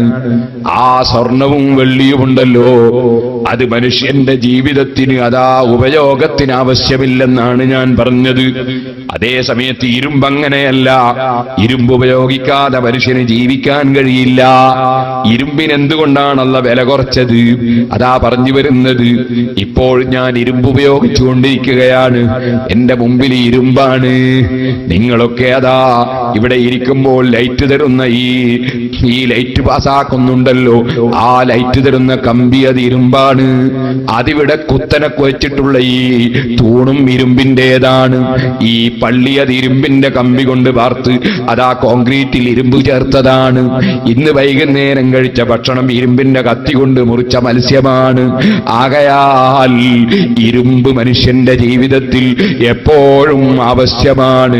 ഇരുമ്പില്ലാതെ മനുഷ്യന് ജീവിക്കാൻ കഴിയില്ല. അതുകൊണ്ട് തന്നെ അള്ളാഹു ഇരുമ്പ് ധാരാളം പടച്ചു. അതിന് ചെറിയ വിലക്ക് അള്ളാഹു ഇരുമ്പ് കൊടുത്തു.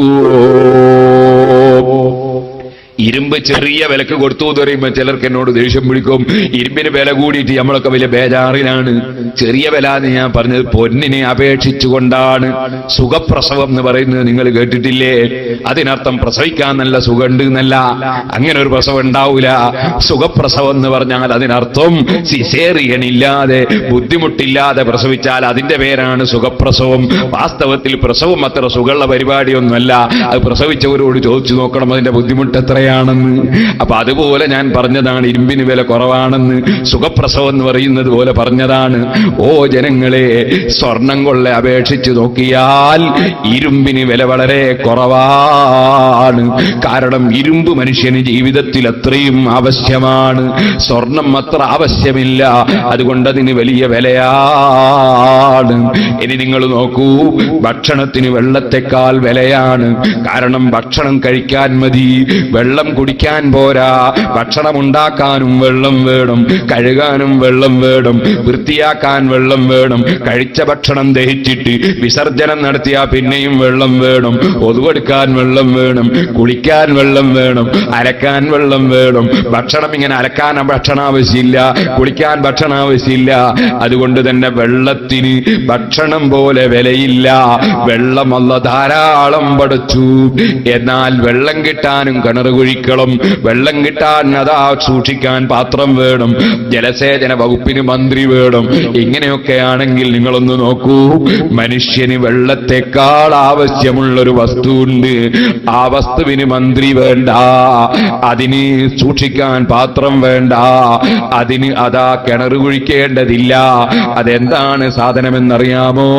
ഓരോ സെക്കൻഡിലും നമ്മൾ ഉപയോഗിച്ചു കൊണ്ടിരിക്കുന്ന വായു ഉണ്ടല്ലോ, ഓക്സിജൻ ഉണ്ടല്ലോ, ആ വായുവിന് വായുസേചന മന്ത്രിയില്ല, ജലസേചന മന്ത്രിയെ പോലെ ഒരു വായുവിന് മന്ത്രി ആവശ്യമില്ല, അതിന് ഗ്ലാസ് ആവശ്യമില്ല, അതിന് കിണർ ആവശ്യമില്ല, പൈപ്പ് എടുക്കേണ്ടതില്ല. മനുഷ്യൻ ഏത് വിമാനത്തിൽ കരിപ്പൂരിൽ നിന്ന് പറന്നാലും അവിടെ എല്ലാം ഓക്സിജൻ ലഭ്യമാണ്, വായു ലഭ്യമാണ്. കാരണം ഓരോ സെക്കൻഡിലും ആവശ്യമാണ്. അങ്ങനെ ആവശ്യത്തിനനുസരിച്ചെല്ലാം സൃഷ്ടിച്ചു കൊടുത്തുകൊണ്ടിരിക്കുന്ന രാജാവായ ആ അല്ലാഹുവിനെ സ്നേഹിക്കേണ്ടതില്ലേ ചെറുപ്പക്കാരെ? ആ റബ്ബിനെ അംഗീകരിക്കേണ്ടതില്ലേ മുഅ്മിനീങ്ങളെ? അവനല്ലാതെ ആരാണ് വലിയവനുള്ളത്? നമ്മൾ വലിയവനാണെന്ന് ചിന്തിച്ചിട്ട് കാര്യമുണ്ടോ? ഒരു ചെറിയ ഉള്ളി കൊണ്ടുവന്ന് നമ്മുടെ മുഖത്തിന്റെ നേരെ പിടിച്ചിട്ട് അള്ള പടച്ച ഉള്ളിയൊന്ന് തോലുരിഞ്ഞാൽ കണ്ണിൽ നിന്ന് വെള്ളമൊലിച്ചില്ലേ? ഉള്ളിയുടെ മുന്നിൽ കണ്ണീരൊഴിക്കുന്ന നീ ഞാൻ വലിയവനാണെന്ന് ചിന്തിക്കുന്നതിന് എന്തർത്ഥമാണ്? ചോദിക്കട്ടെ, വയറ്റിൽ നിന്നൊരൽപ്പം കൂടുതലായി അതാ നിന്റെ വയറ്റിൽ നിന്ന് വിസർജിച്ചു പോയാൽ നീ ബോധം കെട്ട് വീണുപോയില്ലേ? എടുത്തുകൊണ്ടുപോകുന്ന സമയത്ത് അദ്ദേഹത്തിന് എന്ത് സംഭവിച്ചു എന്ന് ചോദിക്കുമ്പോ വയറ്റിന്ന് പോയതാണ്, അതാ ആശുപത്രിയിലെത്തിച്ചിരിക്കുകയാണ്, ബോധം തെളിഞ്ഞിട്ടില്ലെന്ന് പറയുന്നത് കേട്ടിട്ടില്ലേ? ചോദിക്കട്ടെ, വയറ്റിൽ നിന്ന് പോയത് എന്താണ്? സ്വർണമാണോ? മുത്താണോ? പുഷ്പമാണോ? അല്ല അല്ല, നജസ് കുറച്ച് ലിമിറ്റില്ലാതെ വയറ്റുന്നു പോയപ്പോ ബോധം കെട്ട് വീണു പോകുന്ന മനുഷ്യ, നജസിന്റെ ബലത്തോടെ നടന്നു നീങ്ങുന്ന മനുഷ്യ, നീ ഒരു വലിയവനാണെന്ന് ചിന്തിക്കാൻ അർഹതയുണ്ടോ? വലിയവനൊന്നേ ഉള്ളൂ, ഖിയാമുഹു ബിൻ നഫ്സി വഹ്ദാനിയ മുനസ്സഹുൻ ഔസാഫുഹു സാനിയ. സർവഗുണങ്ങളിലും പരിപൂർണതയുള്ളവനായ, ഒരു ന്യൂനതയും സംഭവിക്കാത്തവനായ, എല്ലാ പരിപൂർണതയും ഒരുമിച്ച് കൂട്ടിയവനായ, എല്ലാറ്റിനെയും സൃഷ്ടിച്ചവനും സൃഷ്ടിക്കുന്നവനുമായ, എല്ലാം കൊടുക്കുന്നവനും തടയുന്നവനുമായ, എല്ലാ ഉപകാരത്തിന്റെയും ഉപദ്രവത്തിന്റെയും ഉടമസ്ഥനായ, എല്ലാറ്റിന്റെയും രാജാവായ അല്ലാഹു ആ അല്ലാഹു ജല്ല ജലാലുഹു, അവൻ ഓരോ സെക്കൻഡിലും എനിക്ക് തരുന്ന അനുഗ്രഹത്തോടെ ഞാൻ ജീവിക്കുന്നു. എന്റെ സഹോദരന്മാര് പലരും ഉറക്കം കിട്ടാതെ അങ്ങാടിയിലൂടെ അലഞ്ഞു തിരിഞ്ഞു നടക്കുന്ന മാനസിക രോഗികളുണ്ട്. റബ്ബേ, അത്തരം രോഗങ്ങളിൽ നിന്ന് ഞങ്ങൾക്ക് കാവൽ നൽകണേ അല്ലാ. മനസ്സിന്റെ സമാധാനം തന്നത് അവനാണ്. എന്റെ സഹോദരന്മാര് പലരും മെഡിക്കൽ കോളേജിന്റെ മേൽപോട്ട് നോക്കി, സുബ്ഹാനല്ലാഹ്, ക്യാൻസർ രോഗമാണ്, ക്യാൻസർ വാർഡിലാണ്, തൊണ്ടയിലൂടെ ഒരിറ്റി വെള്ളമിറക്കാൻ കഴിയാതെ ബുദ്ധിമുട്ടുന്നവരുണ്ട്. റബ്ബേ, അത്തരം രോഗങ്ങളിൽ നിന്ന് കാവൽ നൽകണം അല്ലാ. രോഗമുള്ളവർക്ക് നീ ശമനം നൽകണം അല്ലാ. ചോദിക്കട്ടെ, അനുഗ്രഹിക്കട്ടെ. ഒരായിരക്കണക്കിന് അനുഗ്രഹങ്ങൾ നമുക്ക് ചൊരിച്ചു തന്നുകൊണ്ട് ആരോഗ്യത്തോടെ നമ്മെ ജീവിപ്പിച്ച് കൊണ്ടുപോകുന്ന റബ്ബ്, ആ റബ്ബിനെ സ്നേഹിക്കേണ്ടതില്ലേ ചെറുപ്പക്കാരെ? ആ റബ്ബിനെ പ്രിയം വെക്കേണ്ടതില്ലേ ഉമ്മമാരെ? വല്ലദീന ആമനൂ അശദ്ദു ഹുബ്ബൻ ലില്ലാഹ്. അല്ലാഹുവിനെ അതിരറ്റ് സ്നേഹിക്കണം. അല്ലാഹുവിനെ ശരിക്ക് അതിരറ്റൊരു മനുഷ്യന്റെ മനസ്സിലങ്ങ് സ്നേഹിച്ചു കഴിഞ്ഞാൽ, ഒരു മനുഷ്യന്റെ മനസ്സ് അല്ലാഹുവിലേക്ക് തിരിഞ്ഞു കഴിഞ്ഞാൽ പിന്നെ അവന് ഞാനൊരു വലിയവനാണെന്ന ചിന്തയില്ല, അവൻ ആരോടും അസൂയയില്ല. ഒരു മനുഷ്യൻ എത്ര തന്നെ ഉയർന്ന പദവിയിലെത്തിയാലും അതിനവന് കംപ്ലൈന്റ് ഇല്ല, അവന് വേവലാതിയില്ല, മനക്ലേശമില്ല. അവൻ സാമ്പത്തികമായി ഉയർന്നാലും, അവൻ ആത്മീയമായി ഉയർന്നാലും, അവനൊരു വലിയ പണ്ഡിതനായിരുന്നാലും, അവനൊരു വലിയ നേതാവായിരുന്നാലും, അവന് വലിയ അംഗീകാരം ലഭിച്ചാലും, അവൻ എന്തെന്ത് ലഭിച്ചാലും അവന്റെ മനസ്സിന് യാതൊരു വിഷമവുമില്ല. കാരണം എന്താണ്? പണ്ഡിതനെ പണ്ഡിതനാക്കിയതാരാണ്? നേതാവിനെ നേതാവാക്കിയതാരാണ്? പണക്കാരനെ പണക്കാരനാക്കിയതാരാണ്? ആരോഗ്യമുള്ളവൻ ആരോഗ്യം കൊടുത്തതാരാണ്? എല്ലാറ്റിനും മറുപടി ഒന്നേ ഉള്ളൂ, അല്ലാഹ്. അല്ലാഹ് അല്ലാഹ്. അവൻ കൊടുത്തതിൽ നമ്മുടെ മനസ്സിനെന്തിനാണ് കംപ്ലൈന്റ്? അവൻ കൊടുക്കുന്നതിൽ നമ്മളെ മനസ്സിനെന്തിനാണ് വേവലാതി? കൊടുക്കാൻ അറിയുന്നവൻ അവനല്ലേ? കൊടുക്കുന്നത് അവന്റെ അധികാരത്തിൽ നിന്നല്ലേ? അവന്റെ ഉടമസ്ഥതയിലുള്ളതല്ലേ? അതിൽ നമ്മളെന്തിനാണ് ഇടപെടാൻ പോകുന്നത്? അസൂയ ഒരിക്കലും അള്ളാഹുവിനെ സ്നേഹിച്ച് അള്ളാഹുലേക്ക് മനസ്സ് തിരിഞ്ഞ ഒരാൾക്ക് അസൂയ ഉണ്ടാവില്ല. നമുക്ക് പലപ്പോഴും അസൂയ ഉണ്ടാവും, അത് നമ്മൾ വേണ്ടതുപോലെ അള്ളാഹുവിലേക്ക് മനസ്സിന് തിരിയാത്തതുകൊണ്ടാ. ഞാൻ പലപ്പോഴും പറയാറുണ്ട്, തൊട്ടടുത്തുള്ള വീട് നല്ല ഭംഗിയുള്ള വീടായി, നാല് ജോറായി, ഗ്രാനൈറ്റ് ഒക്കെ പതിച്ച് നല്ല വീടുണ്ടാക്കുന്നത് കാണുമ്പോൾ നമുക്ക് നല്ല സന്തോഷം ഉണ്ടാകണോ? കാരണം അള്ളാഹു തആലക്ക് അങ്ങനെ കൊടുക്കുന്നതിൽ നമ്മൾ സന്തോഷിക്കുക. നമ്മൾ അയൽവാസിക്ക് കിട്ടിയല്ലോ, അൽഹംദുലില്ലാഹ്, വളരെയേറെ സന്തോഷം വേണം നമുക്ക്. അയൽവാസികളോട് അസൂയ ഉണ്ടാകാൻ പാടില്ല, ആരോടും ഉണ്ടാകാൻ പാടില്ല. അയൽവാസികളാ കൂടുതൽ ഉണ്ടാകുക, അതുകൊണ്ടാണ് പറഞ്ഞത്. തൊട്ടടുത്ത ആളുകളോടാ കൂടുതൽ അസൂയ ഉണ്ടാകുക. അല്ലാതെ അങ്ങ് ബോംബെയിലുള്ള മുതലാളിക്ക് എത്ര ഉണ്ടായി നമുക്കെന്താ? നമ്മളെ തൊട്ടടുത്ത ആളുകൾ ഉഷാറാകുമ്പല്ലേ നമുക്ക് വിഷമം ഉണ്ടാകുക. അതുകൊണ്ട് തീരെ ഉണ്ടാകാൻ പാടില്ല. നമ്മളെ തൊട്ടടുത്ത വീട് നല്ല ഭംഗിയിൽ ഇങ്ങനെ ഉണ്ടാക്കുമ്പോ നമുക്ക് വളരെ സന്തോഷം. കാരണം നമുക്ക് ഇങ്ങനെ വീട്ടിലിരുന്ന് കാണാലോ, ഈ ഭംഗി ഇങ്ങനെ കാണാലോ. നമ്മളെ വീട് എത്ര ഭംഗി ഉണ്ടാക്കിയിട്ട് എന്താ കാണണമെങ്കിൽ മുറ്റത്തിരുന്നിട്ട് തിരിഞ്ഞു നോക്കണ്ടേ? മുറ്റത്തിറങ്ങിയിട്ട് തിരിഞ്ഞു നോക്കാതെ സ്വന്തം വീട് കാണും. അപ്പൊ തൊട്ടടുത്തുള്ള വീട് നല്ല ഭംഗിയിലുണ്ടാവുമ്പോ നമ്മളിങ്ങനെ സന്തോഷിക്കും. കാരണം നമ്മളെ കണ്ണുകൊണ്ട് ഈ സൗന്ദര്യം ഇങ്ങനെ കാണാലോ, അത് അയാൾ കാണില്ല, നമ്മളെ കാണുക. നമുക്ക് നല്ല സന്തോഷമല്ലേ? സൗന്ദര്യം ഉള്ളത് കാണൽ വലിയ സന്തോഷമല്ലേ? അതുകൊണ്ടല്ലേ നബി സല്ലല്ലാഹു അലൈഹി വസല്ലം തങ്ങൾ തബസ്സുമുക ഫീ വജ്ഹി അഖീക സദഖ, സഹോദരന്റെ മുഖത്ത് നോക്കി പുഞ്ചിരിക്കുന്നത് ധർമ്മാണ് എന്നുള്ളത്, സദഖയാണ്. കാരണം അതിന് ഒരാളെ കണ്ടാൽ പുഞ്ചിരിക്കുക, അതിന് വലിയ വിഷമമൊന്നുമില്ല. ഷട്ടർ വെക്കൊന്നും പാടില്ല, അത് കുറച്ചൊന്ന് നമ്മളെ ചുണ്ടൊന്നും നീക്കിയാൽ ചില ആളുകളുടെ എത്ര കണ്ടാലും പുഞ്ചിരിച്ചു പോകില്ല, ചിരിച്ചു പോകില്ല, ഇങ്ങനെ പിടിക്കൂ. അങ്ങനല്ല, നമ്മൾ ഏറ്റവും കൂടുതൽ പുഞ്ചിരിക്കേണ്ട ഭാര്യനെ കാണുമ്പോ. വീട്ടിൽ കയറി ചെല്ലുമ്പോൾ ഭാര്യന്റെ മുമ്പിൽ പുഞ്ചിരിച്ചുകൊണ്ട് കയറിച്ചില്ല, എന്തൊരു സന്തോഷം ഉണ്ടാവും ആ ഭാര്യക്ക്. ചില ആളുകൾ ഭാര്യന്റെ അടുത്ത് പോകുമ്പോൾ മുഖം അങ്ങനെ കറുപ്പിച്ചിട്ടേ പോകുള്ളൂ. അങ്ങനെ ഞാൻ പാടില്ല. സഹോദരന്റെ മുഖത്ത് നോക്കി പുഞ്ചിരിക്കുന്നത് ധർമ്മമാണ്. നബി സല്ലല്ലാഹു അലൈഹി വസല്ലം നിങ്ങൾ പഠിപ്പിച്ചു. എന്താ കാരണം? നല്ല പുഞ്ചിരിക്കുന്ന മുഖം കാണാൻ എന്തൊരു സന്തോഷമാണ്. അയാളെ മുഖത്തിന് സന്തോഷമായി, അയാളെ കണ്ണിന് സന്തോഷമായി.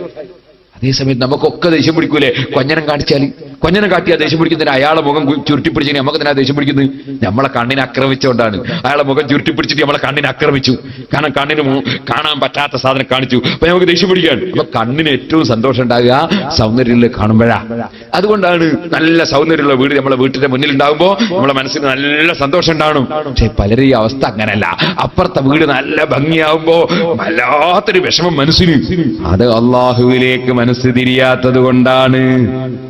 അള്ളാഹുവിലേക്ക് മനസ്സ് തിരിഞ്ഞവൻ അസൂയ ഉണ്ടാവൂല, അവനതിൽ സന്തോഷിക്കും, അള്ളാഹു കൊടുക്കുന്ന നിയമത്തിൽ സന്തോഷിക്കും. ഞാൻ ഒന്നുകൂടി പറയട്ടെ, ഒരാൾ വലിയ പണക്കാരനാകുന്നു, നമ്മൾ നല്ലോണം സന്തോഷിക്കണം. അയാൾ പണക്കാരനാട്ടെ, അയാൾക്ക് ഇത്ര പണം ഉണ്ടായിട്ട് നമുക്ക് എന്താ അവസ്ഥ? നമുക്ക് എന്തെല്ലാം കാര്യമുണ്ട്. നമുക്കൊരു പാവപ്പെട്ട പെൺകുട്ടിന്റെ കല്യാണത്തിന് പിരിവിന് പോയാൽ അയാളോടൊരു പവനും അയച്ചൂടെ? അയാൾ ധാരാളുണ്ടായാൽ നമുക്ക് സിറാജുലൊക്കെ പിരിവെടുത്തൂടെ? ഈ പള്ളിക്ക് പിരിവെടുത്തൂടെ? മദ്രസക്ക് പിരിവെടുത്തൂടെ? ഹിയാസുനൊക്കെ പിരിവെടുത്തൂടെ? മർക്കസിന് പിരിവെടുത്തൂടെ? അയാൾ ഇതില്ലാതെ തരാൻ കഴിയുമോ? കലത്തിലില്ലാതെ വിളവാൻ കഴിയുമോ? കാലത്തിലുള്ളവർക്കല്ലേ വിളമ്പാൻ കഴിയുള്ളൂ. ധാരാളം ഉണ്ടാകട്ടെ എന്ന് മനസ്സിലാക്കണം. ഞാനിപ്പോ ഇവിടെ വന്നപ്പോ ഒരാള് 10-15,000 10-12,000 റുപ്യ എന്ന് അയാൾ ഇങ്ങനെ ബിസിനസ് നടത്തു, അതിലെന്തെങ്കിലും ലാഭം കിട്ടിയ ചെറിയൊരു ശതമാനം സിറാജിലൊക്കെ തരും. അങ്ങനെ എനിക്ക് ഒരാൾ പൈസ തന്നു, വേറെ കുറെ ആൾ ഇല്ലാതെ തരാൻ കഴിയും. അല്ലാഹുതആല അദ്ദേഹത്തിന് ബർക്കത്ത് ചെയ്യട്ടെ, ഉണ്ടെങ്കിലേ തരാൻ കഴിയുള്ളൂ. അപ്പൊ എല്ലാവർക്കും ഉണ്ടാകണമെന്ന് നമ്മൾ മനസ്സിലാക്കേണ്ടത്. അതിന് ഉസ്താദെ നമ്മളെ നാട്ടിൽ മുതലാളിന്റെ അയാൾ 5 പൈസ ആർക്കും കൊടുക്കൂല, എന്നാലും അയാൾക്ക് ഉണ്ടാവുമ്പോൾ നമ്മൾ സന്തോഷിക്കണം. അതെന്തേ? അയാളോട് നമുക്ക് കടം വാങ്ങാലോ. അയാളോട് കടം വാങ്ങിയാലും വലിയ ഉപകാരമില്ലേ? കടം അയാൾ കടം തീരെയും കൊടുക്കൂല ഉസ്താദെ, എന്നാലും സന്തോഷിക്കണം. അതെന്തേ? അയാൾ നമ്മളോട് കടം ചോദിക്കൂലോ. അയാൾക്ക് ധാരാളം ഉണ്ടാകുമ്പോൾ പിന്നെ അയാൾ നമ്മളോട് കടം ചോദിക്കോ? അപ്പൊ നമ്മൾ പിന്നെ അയാൾക്ക് വിരുവെടുക്കാൻ നടക്കണ്ട, അയാൾക്ക് കടം കൊടുക്കാൻ നടക്കണ്ട, അയാൾക്ക് കടം കൊടുത്തിട്ട് ഇത് കിട്ടുമോ ഇല്ലയോ എന്നുള്ള ബേജാറില്ല. അപ്പൊ അയാൾക്ക് ഉണ്ടാവേണ്ടി നമുക്ക് എന്താ ദോഷം? അപ്പൊ എല്ലാവർക്കും ഉണ്ടാകട്ടെ എന്ന് തന്നെ വിചാരിക്കേണ്ടത്, ഉണ്ടാകണ്ടെന്ന് വിചാരിക്കാൻ പാടില്ല. നമ്മളെ മനസ്സ് എപ്പോഴും നല്ല മനസ്സായിരിക്കണം. അള്ളാഹുവിലേക്ക് മനസ്സ് തിരിഞ്ഞാൽ അങ്ങനെയാണ്. അള്ളാഹുവിലേക്ക് മനസ്സ് തിരിഞ്ഞാൽ അങ്ങനെയാണ്. അള്ളാഹു കൊടുക്കുന്നതിൽ സന്തോഷമാണ്. ഓ മുസ്ലിമീങ്ങളെ, അല്ലാഹു തആലയിലേക്ക് ഒരു മനുഷ്യന്റെ മനസ്സ് തിരിഞ്ഞാൽ, ഞാൻ പറഞ്ഞില്ലേ, അവന് ഞാനൊരു വലിയവനെന്ന ചിന്തയില്ല, അഹങ്കാരമില്ല, അവന് അസൂയയില്ല, അവൻ ആരോടും വിദ്വേഷമില്ല, വൈരാഗ്യമില്ല. അവനോട് തെറ്റ് ചെയ്തവനോടും വൈരാഗ്യമില്ല, വിദ്വേഷമില്ല. എന്താ കാരണം? കാരണം ഏതൊരു മനുഷ്യന്റെയും മനസ്സ് നിയന്ത്രിക്കുന്നവൻ അല്ലാഹുവാണ്. സുബ്ഹാനല്ലാഹ്, ഞാൻ ഓർക്കുകയാണ്, എനിക്ക് യാത്ര പോകാൻ വേണ്ടി, യാത്ര ചെയ്യാൻ വേണ്ടി ഞാനിവിടെ വന്ന ഒരു വണ്ടിയുണ്ട്, ഒരു കാറുണ്ട്. അത് മലപ്പുറം ജില്ലയിലെ ഒരു നല്ല മനുഷ്യൻ വാങ്ങിത്തന്നതാണ്. അല്ലാഹു അദ്ദേഹത്തിന് സ്വർഗത്തിലേക്ക് വാഹനം കൊടുക്കട്ടെ. ഞാൻ പറഞ്ഞു വരുന്നത്, അല്ലാഹു ജല്ല ജലാലുഹു നല്ല മനസ്സ് കൊടുക്കുന്ന പലരുമുണ്ട്. പക്ഷേ ഞാൻ ആ വാഹനവും കൊണ്ടൊരു സ്ഥലത്ത് പോയി. പോയ ജില്ല ഏതാണെന്ന് ഞാൻ പറയൂല. ഒരു ജില്ലയിൽ ഒരു പരിപാടിക്ക് പോയി. തിരിച്ചു വരുമ്പോൾ ഏതോ ഒരു മനുഷ്യൻ ഒളിച്ചു നിന്നിട്ടൊരു കല്ലെടുത്തിട്ട് ഒരൊറ്റ ഏറ് തന്നു. അദ്ദേഹത്തിന്റെ മനസ്സിൽ അള്ള തോന്നിപ്പിച്ചത് അങ്ങനെയാണ്, മറ്റേയാളെ മനസ്സിൽ അള്ള തോന്നിപ്പിച്ചത് ഇങ്ങനെയാണ്. രണ്ടും തോന്നിപ്പിച്ച റബ്ബ് ഒന്ന് തന്നെ. ഓ സഹോദരാ, ഒരു മനുഷ്യന് നല്ലത് ചെയ്യാൻ അള്ള ഭാഗ്യം കൊടുക്കുന്നു, വേറൊരു മനുഷ്യൻ അള്ള ദൗർഭാഗ്യം കൊടുത്തിരിക്കുന്നു. അല്ലാഹു എല്ലാവരെയും നന്നാക്കി തരട്ടെ, നമ്മയും അള്ള നന്നാക്കി തരട്ടെ. അങ്ങനെ ഒരു തെറ്റൊരു മനുഷ്യന് സംഭവിച്ചതിന്റെ പേരിൽ അവനോടും നമുക്ക് വൈരാഗ്യം വെച്ചുകൂടാ, വിദ്വേഷം വെച്ചുകൂടാ. അവനും നന്നാകാൻ വേണ്ടി പ്രാർത്ഥിക്കലാണ് നമ്മുടെ ചുമതല. കാരണം എന്തുകൊണ്ട് ചോദിക്കട്ടെ, ഞാൻ നിങ്ങളോട് പറയട്ടെ, സിറാജുൽ ഹുദയുടെ സമ്മേളനത്തിന്റെ തെരതിരക്കിൽ പലരും വന്ന് കയ്യിലിങ്ങനെ സംഭാവനയും നേർച്ചയും തരുമ്പോ ഒരാൾ വന്നിട്ട് പറയുന്നു, ഉസ്താദേ ഒരു കാര്യം പറയാനുണ്ട്, ഞാൻ നിങ്ങളെ പലതും പലപ്പോഴും പറഞ്ഞവരാണ്, പൊരുത്തപ്പെടണം. ഞാൻ അദ്ദേഹത്തോട് പറഞ്ഞു, നിങ്ങൾ പറഞ്ഞത് പൊരുത്തം, ഇനി പറയുന്നതും പൊരുത്തം, നിങ്ങൾക്കും പൊരുത്തം, ഇപ്പോൾ പറഞ്ഞുകൊണ്ടിരിക്കുന്നവർക്കും പൊരുത്തം, ഇനി പറയുന്നവർക്കും പൊരുത്തം, ലോകത്തെ എല്ലാവർക്കും പൊരുത്തം. പക്ഷേ എന്റെ ദോഷം അല്ല പുറത്തു തരാൻ വേണ്ടി നിങ്ങൾ അല്ലാഹുവിനോട് പറയണം. ഞാനൊരു മഅസൂമായ നബിയല്ല, ഞാനൊരു മലക്കല്ല, ഞാനൊരു പക്ഷേ പലരോടും ഉപദേശിക്കുന്നുണ്ടാകും, പക്ഷേ ഞാനൊരുപാട് തെറ്റ് വന്നവനായിരിക്കും. അരം എന്ന് പറഞ്ഞൊരു സാധനമുണ്ട് ലോകത്ത്. അരം എന്ന് പറഞ്ഞാൽ ആ സാധനം എന്താണ്? അത് ഇരുമ്പിന് മൂർച്ചം കൂട്ടുന്ന സാധനമാണ്. ഒരുപാട് ആയുധങ്ങൾക്ക് അരം കൊണ്ടിങ്ങനെ മൂർച്ചം കൂട്ടും, പക്ഷേ അരത്തിന് മൂർച്ചമില്ല കേട്ടോ.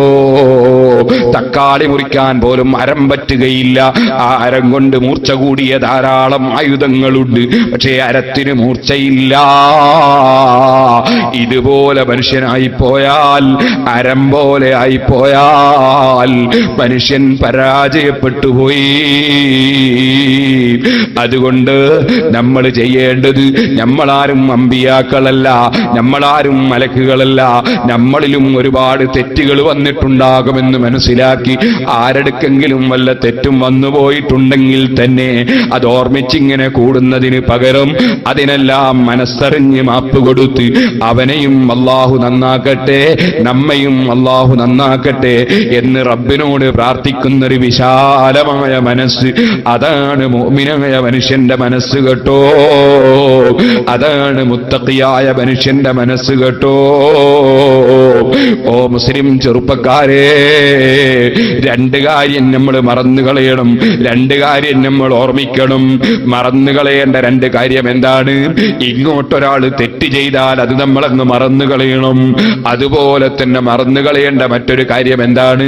നമ്മളൊരാൾക്ക് അങ്ങോട്ടൊരു ഉപകാരം ചെയ്തു കൊടുത്താൽ അത് നമ്മൾ മറന്നു കളയണം. ഞാൻ ഇന്നയാൾക്ക് ഇന്ന ഉപകാരം ചെയ്തു എന്ന് നമ്മൾ ഓർമ്മിക്കാൻ പാടില്ല. അത് പിന്നെ എടുത്തു പറയാൻ പാടില്ല. ഞാനാണ് അവനെ അങ്ങനെയാക്കിയത്, ഞാനാണ് അവൻ ഇത് കൊടുത്തത്, അങ്ങനത്തെ ഒരൊറ്റ വർത്തമാനവും പറയാൻ പാടില്ല. അങ്ങോട്ട് ചെയ്തു കൊടുത്ത ഉപകാരം നമ്മൾ മറന്നു കളയണം. അതേ സമയത്ത് എപ്പോഴും ഓർമ്മിക്കേണ്ട രണ്ട് കാര്യമുണ്ട്. അതെന്താണ്?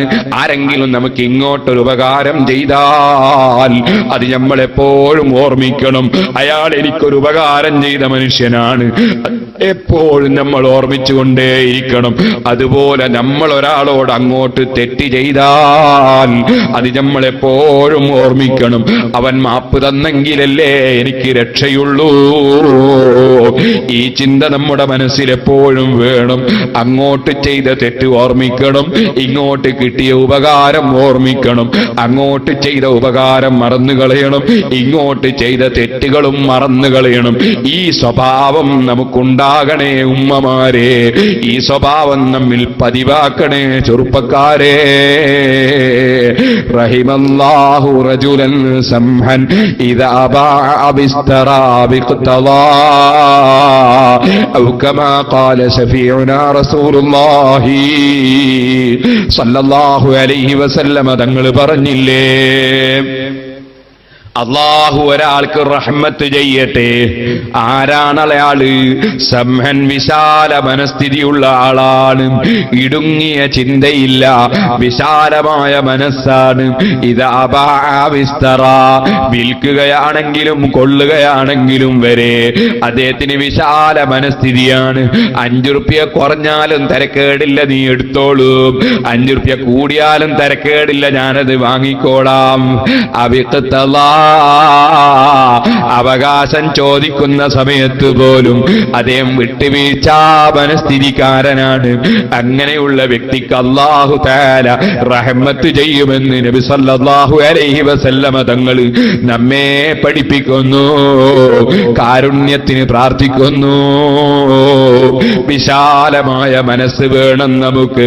എന്നാലേ നമുക്ക് അല്ലാഹുവിനോടുള്ള സ്നേഹം അത് ശരിക്ക് നമ്മുടെ ജീവിതത്തിൽ പ്രകടമാകൂ. അവന്റെ സൃഷ്ടികളോട് വൈരാഗ്യം പാടില്ല.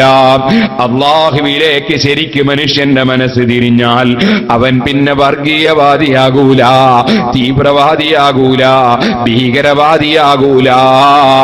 എന്തേ കാരണം? അല്ലാഹു തആല തന്നെയാണ് ഹിന്ദുവിനെ പഠിച്ചത്, അല്ലാഹു തന്നെയാണ് ക്രിസ്ത്യാനിയെ പഠിച്ചത്, അല്ലാഹു തന്നെയാണ് എല്ലാവരെയും പഠിച്ചത്. എല്ലാവർക്കും ഭക്ഷണവും വെള്ളവും ഓക്സിജനും കൊടുക്കുന്നത് റബ്ബാണ്.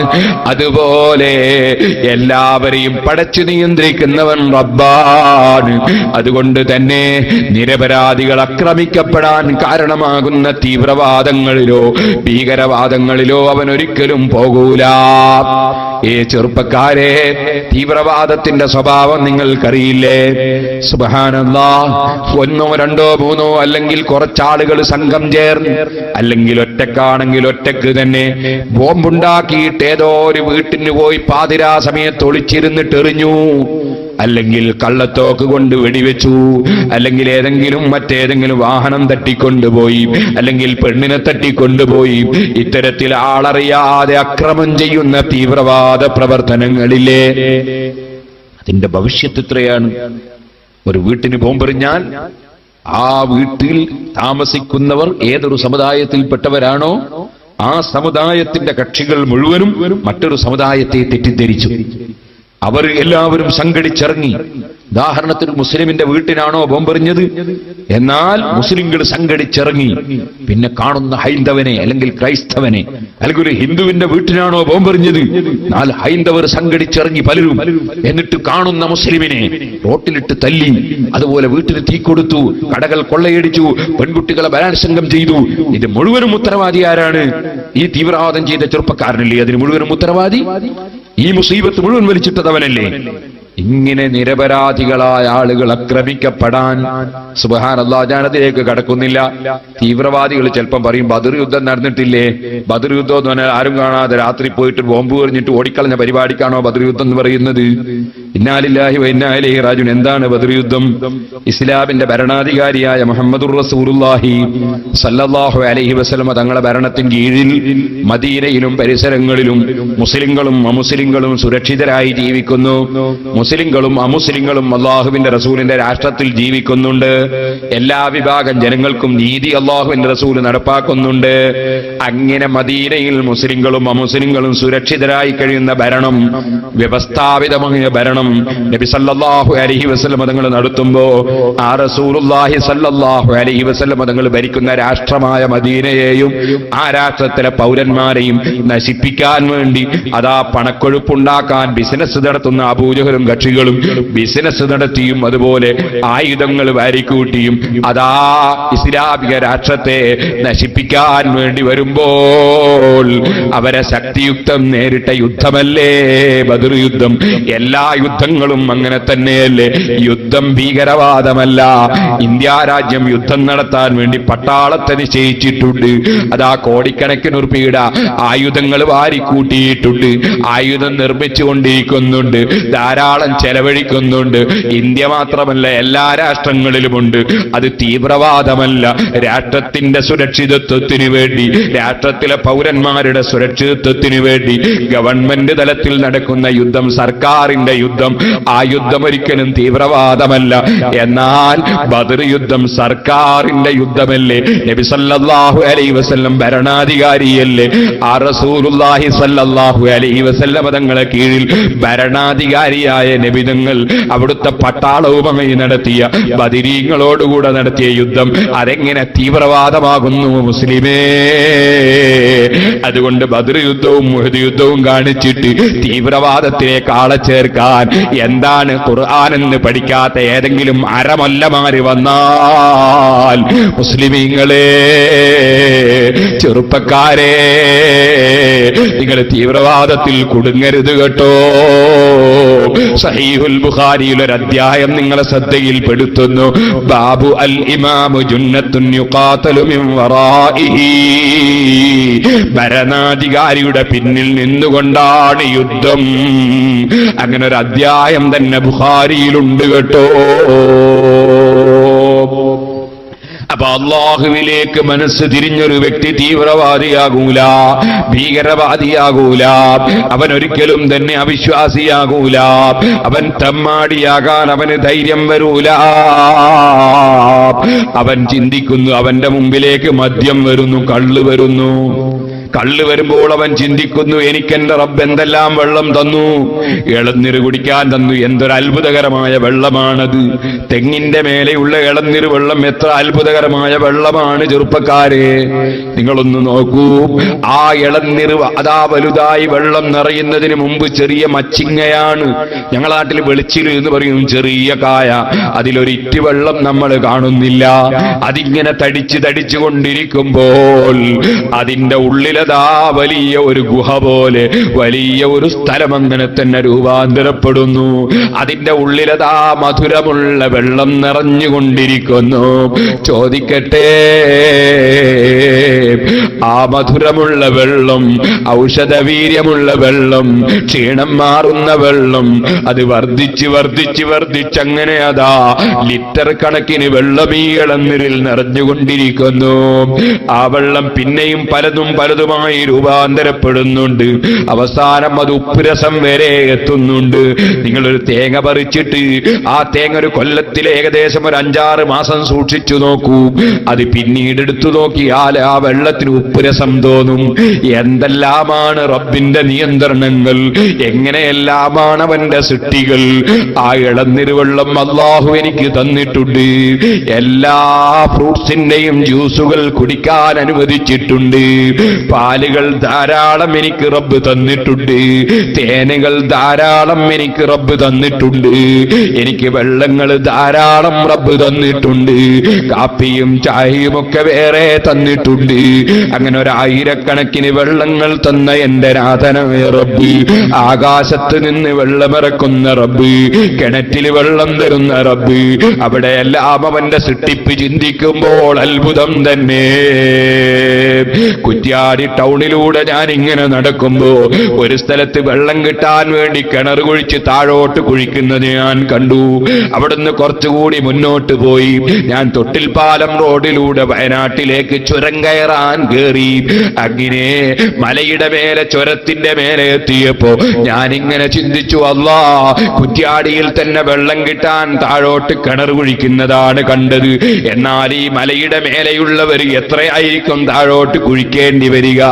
അതിങ്ങനെ ചിന്തിക്കുമ്പോഴല്ലേ കാണുന്നത് മലയുടെ മേലെ നിന്ന് ഓസ് പൈപ്പ് ഇട്ടിട്ട് വെള്ളം ഇങ്ങനെ മേലെ നിന്ന് ഒലിച്ചു വരുന്നതാണ് കാണുന്നത്.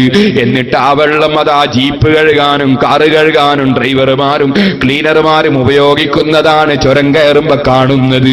സുബ്ഹാനല്ലാഹ്, റബ്ബിന്റെ സൃഷ്ടിപ്പ് അത്ഭുതം തന്നെ. താഴ്ന്ന സ്ഥലത്ത് വെള്ളം കിട്ടാൻ താഴോട്ട് കുഴിക്കണം, മേലെയുള്ള സ്ഥലത്ത് ചെന്ന് നോക്കുമ്പോ മേലെ തന്നെ വെള്ളമാണ്. അത്ഭുതം തന്നെ.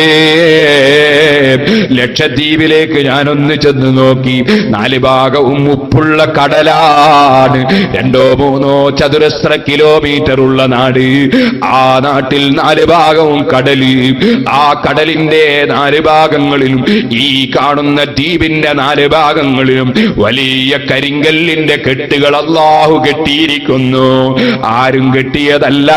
ഉൾക്കടലിൽ നിന്ന് തിരമാല അടിച്ചിങ്ങി വീശി വന്നിട്ട് ഈ ചെറിയ ദ്വീപിലുള്ള ജനങ്ങളെയും ദ്വീപും തിരമാല നക്കിത്തുടച്ചു പോകാതിരിക്കാൻ വേണ്ടി ഏകദേശം 1 കിലോമീറ്റർ അകലെ ആ ദ്വീപുകൾക്ക് മുഴുവനും അതാ വലിയ കല്ലുകൊണ്ട് അല്ലാഹു തആല സംരക്ഷണം അതിൽ കെട്ടിയത് കണ്ടപ്പോ ഞാനിങ്ങനെ കടപ്പുറത്തിരുന്ന് കരഞ്ഞുപോയി. റബ്ബിന്റെ ആ അത്ഭുതങ്ങളായ സൃഷ്ടിപ്പിനെ കുറിച്ച് ആലോചിച്ച് കരഞ്ഞുപോയി. ഓ ചെറുപ്പക്കാരെ, ആ ലക്ഷദ്വീപിൽ ചെന്ന് നോക്കുമ്പോ കടലിന്റെ സമീപത്തവർ ചെറിയ കിണർ കുഴിക്കുന്നു, നല്ല ശുദ്ധമായ വെള്ളം അവിടെ ലഭിക്കുന്നു. റബ്ബിന്റെ കൊടുതി എത്രയാണ്! ഈ വെള്ളങ്ങളെല്ലാം എനിക്ക് തന്ന റബ്ബ് ഒരു വെള്ളമേ കുടിക്കരുതെന്ന് പറഞ്ഞുള്ളൂ. ഇന്നമൽ ഖംറു വൽ മൈസിറു വൽ അൻസാബു വൽ അസ്ലാമു റിജ്സും മിൻ അമലി ശൈത്താൻ ഫജ്തനിബൂ. ഓ മുസ്ലിം ചെറുപ്പക്കാരാ, ന്യൂ ഇയർ ആഘോഷിക്കാൻ നിന്നെ കള്ളു കുടിക്കാൻ ആരെങ്കിലും ക്ഷണിച്ചാൽ, മദ്യപിക്കാൻ വേണ്ടി നിന്നെ ആരെങ്കിലും വിളിച്ചാൽ, പെരുന്നാളിന്റെ ദിനത്തിൽ ആരെങ്കിലും നിന്നെ കള്ളു കുടിക്കാൻ വിളിച്ചാൽ, കല്യാണത്തിന്റെ തലേ ദിവസം നിന്നെ ലഹരിയിലേക്ക് വിളിച്ചാൽ, ഓ മുസ്ലിം ചെറുപ്പക്കാരാ, നീ ഓർക്കണം, അല്ലഹില്ലാഹു യൗമൈദിൻ ബഅദുഹും ലിബഅദിൻ അദുവ്വ് ഇല്ലൽ മുത്തഖീൻ. സുഹൃത്തുക്കളെല്ലാം പടച്ചവന്റെ കോടതിയിൽ ശത്രുക്കളാണ്. സുഹൃത്തുക്കളെല്ലാം പടച്ചവന്റെ കോടതിയിൽ ശത്രുക്കളാണ്. ഇല്ലൽ മുത്തഖീൻ, അല്ലാഹുവിന് ഭക്തിയോടുകൂടെ ജീവിച്ചവരൊഴികെ, അല്ലാഹുവിനെ ഭയപ്പെടാതെ നിന്നെ ക്ഷണിച്ചു കൊണ്ടുപോകുന്ന സുഹൃത്തുക്കൾ നിന്റെ ശത്രുക്കളാണ് കേട്ടോ. ആലിമീങ്ങളെ ഗ്രൂപ്പ് തിരിച്ച് ചീത്ത പറയാൻ നിനക്ക് പ്രചോദനം നൽകുന്ന സുഹൃത്തുക്കളുണ്ടോ? തങ്ങന്മാരെ രാഷ്ട്രീയം നോക്കി നിസാരപ്പെടുത്താൻ പറയുന്ന സുഹൃത്തുക്കളുണ്ടോ? സുന്നത്ത് ജമാഅത്തിലെ മുഅ്മിനീങ്ങളെ തമ്മിലടിപ്പിച്ച് ഗ്രൂപ്പും വഴക്കും ഉണ്ടാക്കിയിട്ട് പരസ്പരം ചീത്ത പറയാൻ പ്രചോദനം നൽകുന്ന പണ്ഡിതന്മാരുണ്ടോ? അതുപോലെ തന്നെ നിസ്കാരത്തിലേക്ക് ക്ഷണിക്കുന്നതിനു പകരം നിസ്കാരം കളാക്കി കളയുന്ന കളിക്കാരുണ്ടോ? അതുപോലെ തന്നെ ഹറാമിലേക്ക് നോക്കാൻ നിന്നെ ക്ഷണിച്ചു കൊണ്ടുപോകുന്ന കൂട്ടുകാരുണ്ടോ? നിനക്കതാ ടെലിഫോൺ നമ്പർ കൈമാറുന്ന ചെറുപ്പക്കാരനോ ചെറുപ്പക്കാരിയോ ഉണ്ടോ? നിന്റെ സുഹൃത്തുക്കൾ ഏതെല്ലാം രംഗത്തുണ്ട്? നിന്നെ കള്ളുകുടിക്കാൻ ക്ഷണിക്കുന്ന സുഹൃത്തുക്കളുണ്ടോ? ചീട്ട് കളിക്കാൻ വേണ്ടി സുഹൃത്തതാ ക്ഷണിക്കുന്നവരുണ്ടോ? നിന്നെ സുന്നത്ത് ജമാഅത്തിൽ നിന്ന് പുത്തനാശയത്തിലേക്ക് ക്ഷണിക്കാൻ വേണ്ടി വന്നിട്ട് ഖുർആനോദി നിന്നെ വഞ്ചിക്കുന്ന വഞ്ചകന്മാരുണ്ടോ? സുബ്ഹാനല്ലാഹ്, ആമാശയത്തിന് ക്യാൻസറായിട്ട് ഒരിറ്റ് വെള്ളം വയറ്റിലേക്ക് കുടിക്കാൻ കഴിയാത്ത രോഗികളില്ലേ അല്ലാ, എനിക്ക് നീ ആരോഗ്യം തന്നില്ലേ, വെള്ളം തന്നില്ലേ, ആവശ്യത്തിനുള്ളത് ശരീരം സ്വീകരിച്ചിട്ട് ബാക്കി മുഴുവനും പുറന്തള്ളാൻ എനിക്ക് നീ വിയർപ്പും മൂത്രവും തന്നില്ലേ, അതിനുള്ള സംവിധാനം വെച്ചില്ലേ. ആ റബ്ബ് ഒരുപാട് വെള്ളം എനിക്ക് അനുവദിച്ചു തന്നിട്ട് ആ റബ്ബ് ലഹരിയുള്ളത് കുടിക്കരുതെന്നോട് പറഞ്ഞെങ്കിൽ ആ റബ്ബിലേക്ക് മനസ്സ് തിരിച്ച എനിക്ക് ലഹരി കുടിക്കാൻ കഴിയുമോ? ഓ മുസ്ലിമേ, വെറുതെ അല്ല കേട്ടോ നബി സല്ലല്ലാഹു അലൈഹി വസല്ലം പറഞ്ഞത്. യമനിൽ നിന്ന് വന്നൊരു സഹാബി, നബിയെ ഞങ്ങളെ നാട്ടിലൊരു പാനീയം കുടിക്കൽ പതിവുണ്ടെന്ന് പറഞ്ഞു. എന്താണ് ആ പാനീയത്തിന് ലഹരിയുണ്ടോ? അല്ലാഹുവിന്റെ റസൂലിന്റെ ചോദ്യം. അത് ഖംറ് എന്ന പേരിലല്ല, കള്ള് എന്ന പേരിലല്ല, പേരെന്താണെന്നതല്ല പ്രശ്നം, അതിന് ലഹരിയുണ്ടോ? ഉണ്ടെന്ന് പറഞ്ഞപ്പോ പറഞ്ഞില്ലേ, ലഹരിയുള്ളതെല്ലാം ഹറാമ് തന്നെ, എല്ലാം കള്ളു തന്നെ. അവിടുന്ന് പറഞ്ഞില്ലേ, ആരെങ്കിലും ലഹരിയുള്ളത് കുടിച്ചാൽ ഹഖ്ഖുൻ അലല്ലാഹ്, അല്ലാഹു ഏറ്റെടുത്ത കടപ്പാടാണ്, അയസ്ഖിയഹു മിൻ തീനത്തിൽ ഖബാൽ, അവനെ തീനത്തുൽ ഖബാൽ കുടിപ്പിക്കും കേട്ടോ. സഹാബത്ത് ചോദിച്ചു, വമാ തീനത്തുൽ ഖബാൽ, തീനത്തുൽ ഖബാൽ എന്താണ് നബിയെ? ഇതുവരെ കേൾക്കാത്തൊരു പേരാണത്, തീനത്തുൽ ഖബാൽ.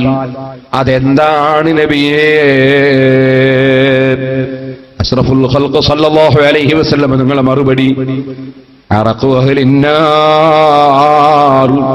ഔ സാറത്തു അഹ്ലിന്നാർ. അത് നരകക്കാരുടെ ചലമാണ്, നരകക്കാരുടെ നീരാണ്. ഓ ചെറുപ്പക്കാരെ, ലഹരി കുടിക്കാൻ ഒരാൾ വിളിക്കുമ്പോ ശരിക്കൊന്ന് ആലോചിക്കണം പറഞ്ഞ വാക്കിന്റെ അർത്ഥം. ആരാണ് നരകക്കാർ? ഖലീലുല്ലാഹി ഇബ്രാഹിം അലൈഹി സ്വലാത്തു വസ്സലാമിനെ തീക്കുണ്ടാരത്തിലെറിഞ്ഞ നമ്രൂദ് നരകക്കാരനാണ്. മൂസാ നബി അലൈഹി സ്വലാത്തു വസ്സലാമിനെ ആക്രമിക്കാൻ പിന്നാലെ വന്നിട്ട് വെള്ളത്തിൽ നിന്ന് വെള്ളം കുടിച്ച് ചത്ത ഫിർഔൻ നരകക്കാരനാണ്. നബി സല്ലല്ലാഹു അലൈഹി വസല്ലം നിങ്ങൾ തലവെട്ടി കൊണ്ടുവന്നാൽ 100 ഒട്ടകം തരുമെന്ന് പറഞ്ഞിട്ട് ബദറിൽ വന്ന് അതാ തലവെട്ടപ്പെട്ടതിന് ശേഷം ആ ബദറിലെ പൊട്ടക്കിണറ്റിലെറിയപ്പെട്ട അബൂജഹൽ നരകക്കാരനാണ്. നബി സല്ലല്ലാഹു അലൈഹി വസല്ലം തങ്ങളെ തബ്ബല്ലക യാ മുഹമ്മദ്, മുഹമ്മദേ നിനക്ക് നാശമെന്ന് വിളിച്ചു പറഞ്ഞ അബൂലഹബ് നരകക്കാരനാണ്. അത്തരത്തിലുള്ള നരകക്കാർ, ആ നരകക്കാര് നരകത്തിൽ കിടക്കുമ്പോ അറിയില്ലേ ചെറുപ്പക്കാരാ, ഇവിടെയുള്ള തീയില്ലേ, ആ തീയിന്റെ 70 ഇരട്ടി ചൂടല്ലേ നരകത്തിലെ തീ.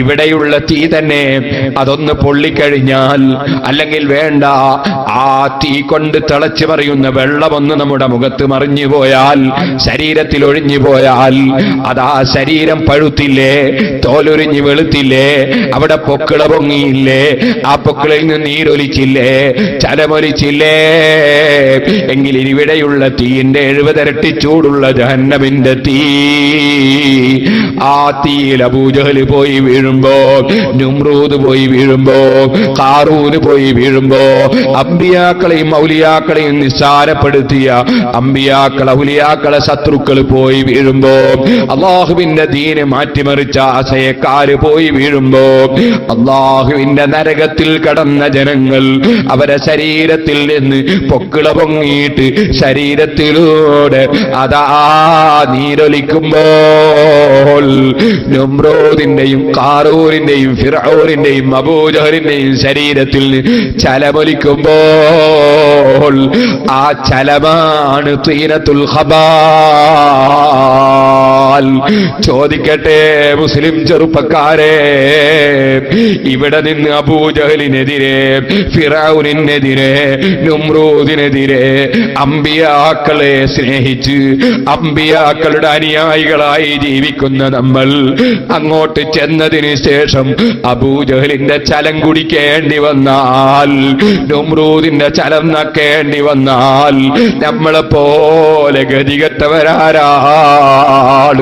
അതുകൊണ്ട് തന്നെ മുസ്ലിം ചെറുപ്പക്കാരാ, നിന്നാര് ക്ഷണിച്ചാലും ഈ അല്ലാഹുവിലേക്ക് മനസ്സ് തിരിച്ചവനല്ലേ. റബ്ബ് തന്ന ഹലാലായ വെള്ളങ്ങൾ പലതുമില്ലേ. ഹറാം കുടിക്കല്ല കേട്ടോ, നജസ് കുടിക്കല്ല കേട്ടോ. ഒന്നാം നമ്പർ നജസാണ് കള്ള്, ഒന്നാം നമ്പർ നജസാണ് ബ്രാൻഡി, ഒന്നാം നമ്പർ നജസാണ് വിസ്കി. നീ എന്ത് പേര് പറഞ്ഞാലും ലഹരിയുള്ള വെള്ളങ്ങളെല്ലാം നജസ് തന്നെ, ഹറാബ് തന്നെ. നരകത്തിൽ നിന്ന് നരകാവകാശികളുടെ ചലം കുടിക്കാൻ കാരണം തന്നെ. അള്ളാഹുവിനെ സ്നേഹിക്കുന്നൊരു മനുഷ്യൻ, അള്ളാഹുവിലേക്ക് മനസ്സ് തിരിഞ്ഞൊരു മനുഷ്യൻ, അവനുണ്ടോ അന്യപെണ്ണിന്റെ ചിത്രം മൊബൈലിൽ പകർത്താൻ ധൈര്യം വരുന്നു? കാരണം എന്തേ? യഅലമു ഖായിനത്തുൽ അയുനി വമാ തുഖ്ഫി സുദൂർ. കണ്ണിന്റെ കട്ടുനോട്ടം അവനറിയാം, അതേ ഹൃദയത്തിൽ മൂടിവെച്ചത് അവനറിയാം. എല്ലാം അറിയുന്ന രാജാവിനെ പ്രിയം വെച്ചവൻ അവരുണ്ടോ സഹോദരന്മാരെ? അതാ പള്ളിയിലെ ഉസ്താദ് കാണുകയാണെങ്കിൽ, ബാപ്പയും ഉമ്മയും അറിയുകയാണെങ്കിൽ ആ ചിത്രം മൊബൈലിൽ കാണിക്കുകയില്ലായിരുന്നു. ആ മനുഷ്യനുണ്ടോ റബ്ബിനെ സ്നേഹിച്ചാൽ? റബ്ബ് കാണാത്ത സ്വകാര്യമുണ്ടോ? റബ്ബ് കാണാത്ത നോട്ടമുണ്ടോ? റബ്ബ് കാണാത്ത പല നിമിഷത്തിൽ അവന് വല്ലാ തെറ്റ് ചെയ്തു പോയെങ്കിൽ റബ്ബിനോട് മാപ്പ് പറഞ്ഞ് കരഞ്ഞ് പൊറുപ്പിക്കും കേട്ടോ. ഓ ചെറുപ്പക്കാരെ, റബ്ബിലേക്ക് മനസ്സ് തിരിച്ചുവെങ്കിൽ ബാപ്പയെയും ഉമ്മയെയും തള്ളാൻ കഴിയില്ല, ബാപ്പയെയും ഉമ്മയെയും നിസ്സാരപ്പെടുത്താൻ കഴിയില്ല. വവസ്സൈനൽ ഇൻസാന ബിവാലിദൈഹി ഹമലതുഹു ഉമ്മുഹു വഹ്നൻ അലാ വഹ്നിൻ വഫിസാലുഹു ഫീ അമൈൻ അനിസ്കുർ ലീ വലിവാലിദൈക്. എനിക്ക് നന്ദി ചെയ്യണേ, മാതാപിതാക്കൾക്ക് നന്ദി ചെയ്യണേ. അത് റബ്ബിന്റെ നിർദ്ദേശമല്ലേ. ആ റബ്ബിനെ പ്രിയം വെക്കുന്നവന് ബാപ്പനെ തള്ളാൻ കഴിയോ? ഉമ്മാനെ തള്ളാൻ കഴിയോ? ഉമ്മാനെ അനുസരിക്കാതിരിക്കാൻ കഴിയോ? ബാപ്പയെ അംഗീകരിക്കാതിരിക്കാൻ പറ്റുമോ? ഓ ചെറുപ്പക്കാരാ, ബാപ്പന്റെയും ഉമ്മന്റെയും പൊരുത്തമില്ലാതെ റബ്ബിന്റെ പൊരുത്തമില്ല കേട്ടോ. നന്നായി ചിന്തിച്ചോളണം. കണ്ടിട്ടില്ലേ നിങ്ങൾ? അള്ളാഹുവിന്റെ ഭവനമല്ലേ കഅബ. ആ കഅബയുടെ സമീപത്തേക്ക് ഹജ്ജിന് പോവുകയാണെങ്കിൽ പോലും ബാപ്പന്റെ സമ്മതം വേണം കേട്ടോ, ഉമ്മന്റെ സമ്മതം വാങ്ങണം കേട്ടോ. അവരധികാരം ചെറുതല്ല. അള്ളയുമായുള്ള സംഭാഷണമല്ലേ നിസ്കാരം. സുന്നത്തായ നിസ്കാരമാണോ? നടന്നുകൊണ്ടിരിക്കുമ്പോ ഉമ്മയൊന്ന് വിളിച്ചാൽ, ബാപ്പയൊന്ന് വിളിച്ചാൽ ഉത്തരം ചെയ്തില്ലെങ്കിൽ അവരെ മനസ്സിന് ക്ലേശമുണ്ടാകുമെന്ന് തോന്നിയാൽ നിസ്കാരം ബാത്തിലാക്കിയിട്ട് ഉമ്മാന്റെ വിളിക്കുത്തരം ചെയ്യണം കേട്ടോ, ഉപ്പാന്റെ വിളിക്കുത്തരം ചെയ്യണം കേട്ടോ. സുന്നത്ത് നിസ്കാരത്തിൽ അങ്ങനെയാണ്, ഫർദിന നിയമമില്ല. എങ്കിൽ ഓ സുഹൃത്തുക്കളെ, അള്ളയുമായുള്ള സംഭാഷണം തന്നെ മുറിച്ചിട്ട് ബാപ്പക്കും ഉമ്മക്കും ഉത്തരം ചെയ്യണമെന്ന് വന്നാൽ ബാപ്പയോടും ഉമ്മയോടുമുള്ള കടപ്പാട് പറഞ്ഞു തീർക്കാൻ കഴിയോ? ഓ മുസ്ലിമീങ്ങളെ, ശരിക്ക് ചിന്തിക്കണം. ഓ സഹോദരിമാരെ, സ്വന്തം മക്കളോട് അക്രമം ചെയ്യരുതേ, സ്വന്തം മക്കളോട് അക്രമം ചെയ്യരുതേ. എന്താണ് അക്രമം? പറയാം. കേട്ടിട്ടില്ലേ നിങ്ങൾ? നുഅ്മാൻ ഇബ്നു ബശീർ റളിയല്ലാഹു അൻഹു നബി സല്ലല്ലാഹു അലൈഹി വസല്ലം തങ്ങളുടെ സമീപത്ത് വന്ന് ബാപ്പ ചോദിച്ചൊരു ചോദ്യം പറഞ്ഞില്ലേ? എന്താ ചോദ്യം? ബാപ്പ പറയുന്നു, എനിക്ക് രണ്ട് കൂട്ടത്തിൽ മക്കളുണ്ട്, രണ്ട് ഭാര്യമാരിൽ മക്കളുണ്ട്. എന്റെ ഒരു ഭാര്യയിലെ മകനായ നുഅ്മാനിന് ഞാൻ സ്വത്ത് കൊടുത്തു. അപ്പൊ നുഅ്മാനിന്റെ ഉമ്മ, എന്റെ ഒരു ഭാര്യ, അവള് പറയുന്നത് എന്റെ മകന് കൊടുത്തത് സ്വീകരിക്കൂല. കാരണം മറ്റൊരു ഭാര്യ കൂടിയുണ്ട് നിങ്ങൾക്ക്, ആ ഭാര്യയിലുള്ള മക്കൾക്ക് നിങ്ങൾ കൊടുത്തിട്ടില്ലല്ലോ. ഈമാനുള്ള പെണ്ണിനെ കണ്ടോ കേട്ടോ ഉമ്മമാരെ, സ്വന്തം മകനാണ് കൊടുത്തത്, അതിനെ ചോദ്യം ചെയ്യുകയാണ് ഭർത്താവിനോട്. അപ്പുറത്തെ ഭാര്യന്റെ മക്കൾക്കും കൊടുത്തേ പറ്റൂ. എന്റെ മകനത് സ്വീകരിക്കൂല. നിങ്ങൾ ബാപ്പയാണെങ്കിലും ബാപ്പ വിവേചനം കാണിച്ചത് ശരിയല്ല, അതുകൊണ്ട് ഞാനത് സ്വീകരിക്കാൻ സമ്മതിക്കണോ? റസൂലുള്ളാഹിന്റെ സമ്മതം വേണം. ബാപ്പ റസൂലുള്ളാഹിന്റെ ഹദറത്തിൽ ചെന്ന് വിവരം പറഞ്ഞപ്പോ നബി സല്ലല്ലാഹു അലൈഹി വസല്ലം തങ്ങളുടെ ചോദ്യം, അല്ല ബശീറേ, നിങ്ങളെ മക്കളൊക്കെ നിങ്ങളോട് ഒരുപോലെ പെരുമാറണമെന്ന് നിങ്ങൾക്ക് ചിന്തയില്ലേ? ഉണ്ടല്ലോ. എങ്കിൽ ഒരു മകന് മാത്രം കൊടുത്തത് ശരിയല്ലല്ലോ, അത് തിരിച്ചു വാങ്ങിക്കോ. കൊടുത്തത് തിരിച്ചു വാങ്ങൽ ആർക്കും അനുവദനീയമല്ലെങ്കിലും ബാപ്പയും ഉമ്മയും കൊടുത്തത് തിരിച്ചു വാങ്ങൽ അവർക്ക് അനുവദനീയമാണ് കേട്ടോ. തിരിച്ചു വാങ്ങാൻ നിർദ്ദേശം നൽകി. ഒരിക്കലും മക്കളോട് വിവേചനം കാണിച്ച് ചേട്ടനെയും അനുജനെയും തമ്മിലടിപ്പിക്കരുതേ ഉമ്മമാരെ. പെങ്ങളെയും ആങ്ങളെയും തമ്മിലടിപ്പിക്കരുതേ ബാപ്പമാരെ. കാരണം ഒരു കുട്ടിക്ക് എന്തെങ്കിലും കൊടുത്താൽ മറ്റുള്ള കുട്ടികൾ അവന്റെ ശത്രുക്കളായി. നിങ്ങൾ മരിച്ചാലും മക്കൾ തമ്മിൽ തല്ലാനത് കാരണമാണ് കേട്ടോ. ബാപ്പയോടും ഉമ്മയോടുമുള്ള സ്നേഹം കുറയാൻ അത് കാരണമാണ് കേട്ടോ.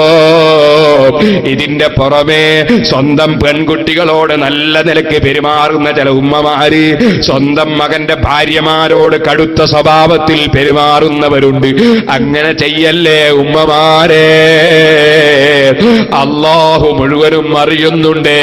നിങ്ങളെ വീട്ടിലേക്ക് മാനമായി കയറി വന്ന പെൺകുട്ടിയെ നിങ്ങൾ അഭിമാനത്തിന് ക്ഷതം വരുത്തുന്ന വാക്ക് പറയരുത്. ആ പെൺകുട്ടിയുടെ മനസ്സിനെ വേദനിപ്പിക്കരുത്. കുടുംബവുമായും ബാപ്പയുമായും ഉമ്മയുമായും വിട്ട മനോവേദനയിൽ നിങ്ങളെ വീട്ടിൽ വന്ന് വിഷമത്തോടെ കഴിയുന്ന ദുർബലയായ പെൺകുട്ടിയെ നിങ്ങളെ കടുത്ത വാക്ക് പറഞ്ഞ് നിങ്ങൾ വേദനിപ്പിച്ചാൽ പടച്ച റബ്ബിന്റെ അടുക്കൽ നിങ്ങൾ ഉത്തരവാദിയാണ് ഉമ്മമാരെ. അള്ളാഹുവിനെ സ്നേഹിക്കുന്ന ആണ്, അള്ളാഹുവിലേക്ക് മനസ്സ് തിരിഞ്ഞ പെണ്ണ്, അവരെ ജീവിതം പരിപൂർണമായി നീതിയിലാണ്, സത്യത്തിലാണ്, എപ്പോഴും നന്മയിലാണ്, വിശാലമായ മനസ്സാണ്, അഹങ്കാരമില്ലാത്ത ചിന്തയാണ്, അസൂയയില്ലാത്ത ജീവിതമാണ്, എപ്പോഴും വിട്ടുവീഴ്ചയാണ്. അഥവാ മകൻ വിവാഹം കഴിച്ചു കൊണ്ടുവന്ന പെൺകുട്ടിക്ക് വീട്ടുജോലി അറിയില്ലെങ്കിലും മോളെ ഭയപ്പെടണ്ട, നിന്റെ ഉമ്മയെപ്പോലൊരു ഉമ്മയാണ് ഞാൻ നിനക്കൊക്കെ കാണിച്ചു തരും, ഞാൻ നിനക്ക് പഠിപ്പിച്ചു തരും, നിന്റെ ഭർത്താവിനോട് നിന്റെ മോശമൊന്നും ഞാൻ പറയില്ല, നീ പേടിക്കേണ്ട, എന്റെ മകളെ പോലെയല്ലേ നീ എന്ന് പറയുന്ന നല്ല മനസ്സുള്ള ഉമ്മമാരുണ്ടോ? നിങ്ങൾക്ക് സ്വർഗം നേടാം ഉമ്മമാരെ. നേരെ മറിച്ച് ഫോൺ എടുത്താൽ മകനോട് മകന്റെ ഭാര്യന്റെ കുറ്റം പറയുന്ന ചില ഉമ്മമാരുണ്ട്. സുബ്ഹാനല്ലാഹ്, കത്തേക്കുമ്പോഴുള്ള എല്ലാ ഫിത്നയും എഴുതുന്ന ചില പെങ്ങന്മാരുണ്ട്. അത്തരത്തിലുള്ള ഫിത്നയും ഫസാദുമായി ഒരിക്കലും ജീവിക്കരുതേ. അല്ലാഹു അവനല്ലേ കൊടുക്കുന്നവൻ, അവനല്ലേ തടയുന്നവൻ, അവനിലേക്കല്ലേ മനസ്സ് തിരിയേണ്ടത്. വമൻ അഹ്സനു ഖൗലൻ മിമ്മൻ ദഅ ഇലല്ലാഹ്. അല്ലാഹുവിലേക്ക് മനസ്സ് തിരിയണം. ആ അല്ലാഹുവിലേക്ക് തിരിയാൻ വേണ്ടി ക്ഷണിക്കുന്നവൻ, അവനേക്കാൾ നല്ല വാക്ക് പറയുന്നവൻ ആരാണ്? വഅമില സാലിഹാ. വെറും പ്രബോധനം പോരാ, പ്രസംഗം പോരാ, സൽക്കർമ്മം പ്രവർത്തിക്കുന്നവനാവുകയും വേണം. SYSന്റെ പ്രവർത്തകരെ, SSFന്റെ പ്രവർത്തകരെ, സുന്നത്ത് ജമാഅത്തിന്റെ സ്ഥാപനങ്ങളുടെയും സംഘടനകളുടെയും പ്രവർത്തകരെ, നമ്മൾ സ്വന്തത്തിൽ നന്നായ അമൽ ചെയ്യണം. കൃത്യമായി 5 വക്ത് ഓരോ മുഅ്മിനീങ്ങളും നിസ്കരിക്കണം. സുബ്ഹിന്റെ സമയത്ത് കിടന്നുറങ്ങുന്നവരാകരുത്. ഭംഗിയുള്ള പള്ളിയുണ്ട് നമുക്ക്, തൊട്ടടുത്ത വീട്ടിലെ ചെറുപ്പക്കാര് സുബ്ഹിന്റെ ജമാഅത്തിനെത്താറുണ്ടോ? ഉണ്ടോ? നബി സല്ലല്ലാഹു അലൈഹി വസല്ലം രോഗം കലശമായ സമയത്ത് പോലും രണ്ടാളുകളെ ചുമലിൽ കയ്യുമിട്ടിട്ട് കാലി ഇഴച്ചഴച്ച് വെച്ച് പള്ളിയിലേക്ക് പോയി എന്നല്ലേ ബുഖാരിയിലുള്ളത്. കഴിയുമെങ്കിൽ ജമാഅത്തായല്ലേ പുരുഷന്മാര് നിസ്കരിക്കേണ്ടത്, സ്ത്രീകൾ അവരവരെ വീട്ടിൽ വെച്ചല്ലേ നിസ്കരിക്കേണ്ടത്. ബീവി ആയിഷ ബീവി റളിയല്ലാഹു അൻഹാ, ഫാത്തിമ ബീവി റളിയല്ലാഹു അൻഹാ മദീനത്തെ പള്ളിയിലും മക്കയിലെ പള്ളിയിൽ പോലും ജമാഅത്തിനും ജുമഅക്കും പോയിട്ടില്ലെന്നല്ലേ ഇമാം ശാഫിഈ റളിയല്ലാഹു അൻഹു പറയുന്നത്. കാരണം അല്ലാഹുവിന്റെ റസൂൽ അവരെ വീടാണ് ഖൈറെന്നല്ലേ പഠിപ്പിച്ചത്. അതുകൊണ്ട് സ്ത്രീകളെ നിങ്ങളെ വീട്ടിൽ നിന്ന് നിങ്ങളും കൃത്യമായി നിസ്കരിക്കണം. പുരുഷന്മാര് പരമാവധി പള്ളിയിൽ വന്ന് നിസ്കരിക്കണം. ഒരു നേരത്തെ നിസ്കാരവും നമുക്ക് ഖളായി പോകരുത്. അല്ലാഹുവിന്റെ വെള്ളം കുടിച്ച് ജീവിക്കുന്ന നമ്മൾ അവനവനുമായുള്ള സംഭാഷണത്തിന് ക്ഷണിക്കുമ്പോ പോകാൻ മടിയുള്ള മടിയന്മാരാകരുത്. പോലീസ് സ്റ്റേഷനിൽ നിന്ന് നിങ്ങളെ വിളിച്ചാൽ, കോടതിയിൽ നിന്ന് നോട്ടീസ് വന്നാൽ, നിങ്ങളൊരു നേതാവ് വിളിച്ചാൽ എത്ര അഭിമാനത്തോടെ അല്ലെങ്കിൽ ഭയത്തോടെ നിങ്ങളവിടെ ഹാജരാകും.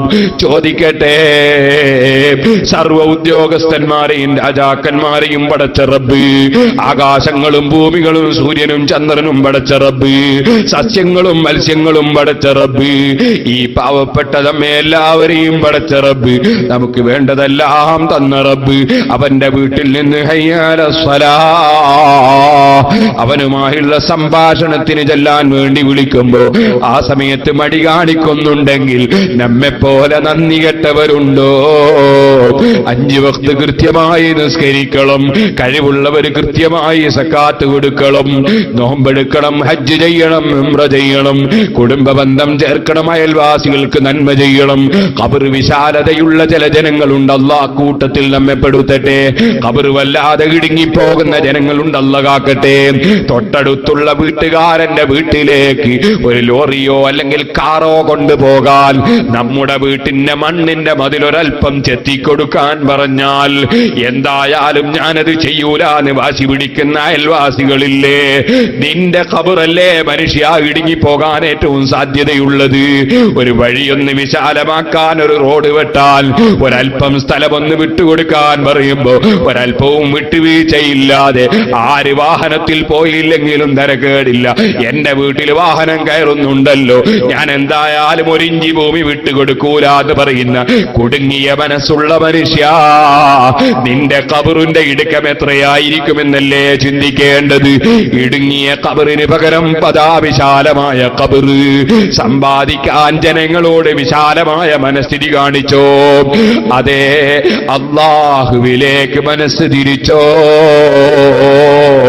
അയൽവാസികൾക്ക് നന്മ ചെയ്യണം, കുടുംബത്തിന് നന്മ ചെയ്യണം, പ്രായമുള്ളവരെ ബഹുമാനിക്കണം, കുട്ടികളോട് കാരുണ്യം ചെയ്യണം. നാട്ടിലുള്ള പ്രധാനപ്പെട്ട നാട്ടിന്റെ കാര്യങ്ങൾ നടത്തുന്ന കാരണവന്മാരെ ആദരിക്കണം, ബഹുമാനിക്കണം, പ്രായമുള്ളവരെ ബഹുമാനിക്കണം, പണ്ഡിതന്മാരെ ആദരിക്കണം.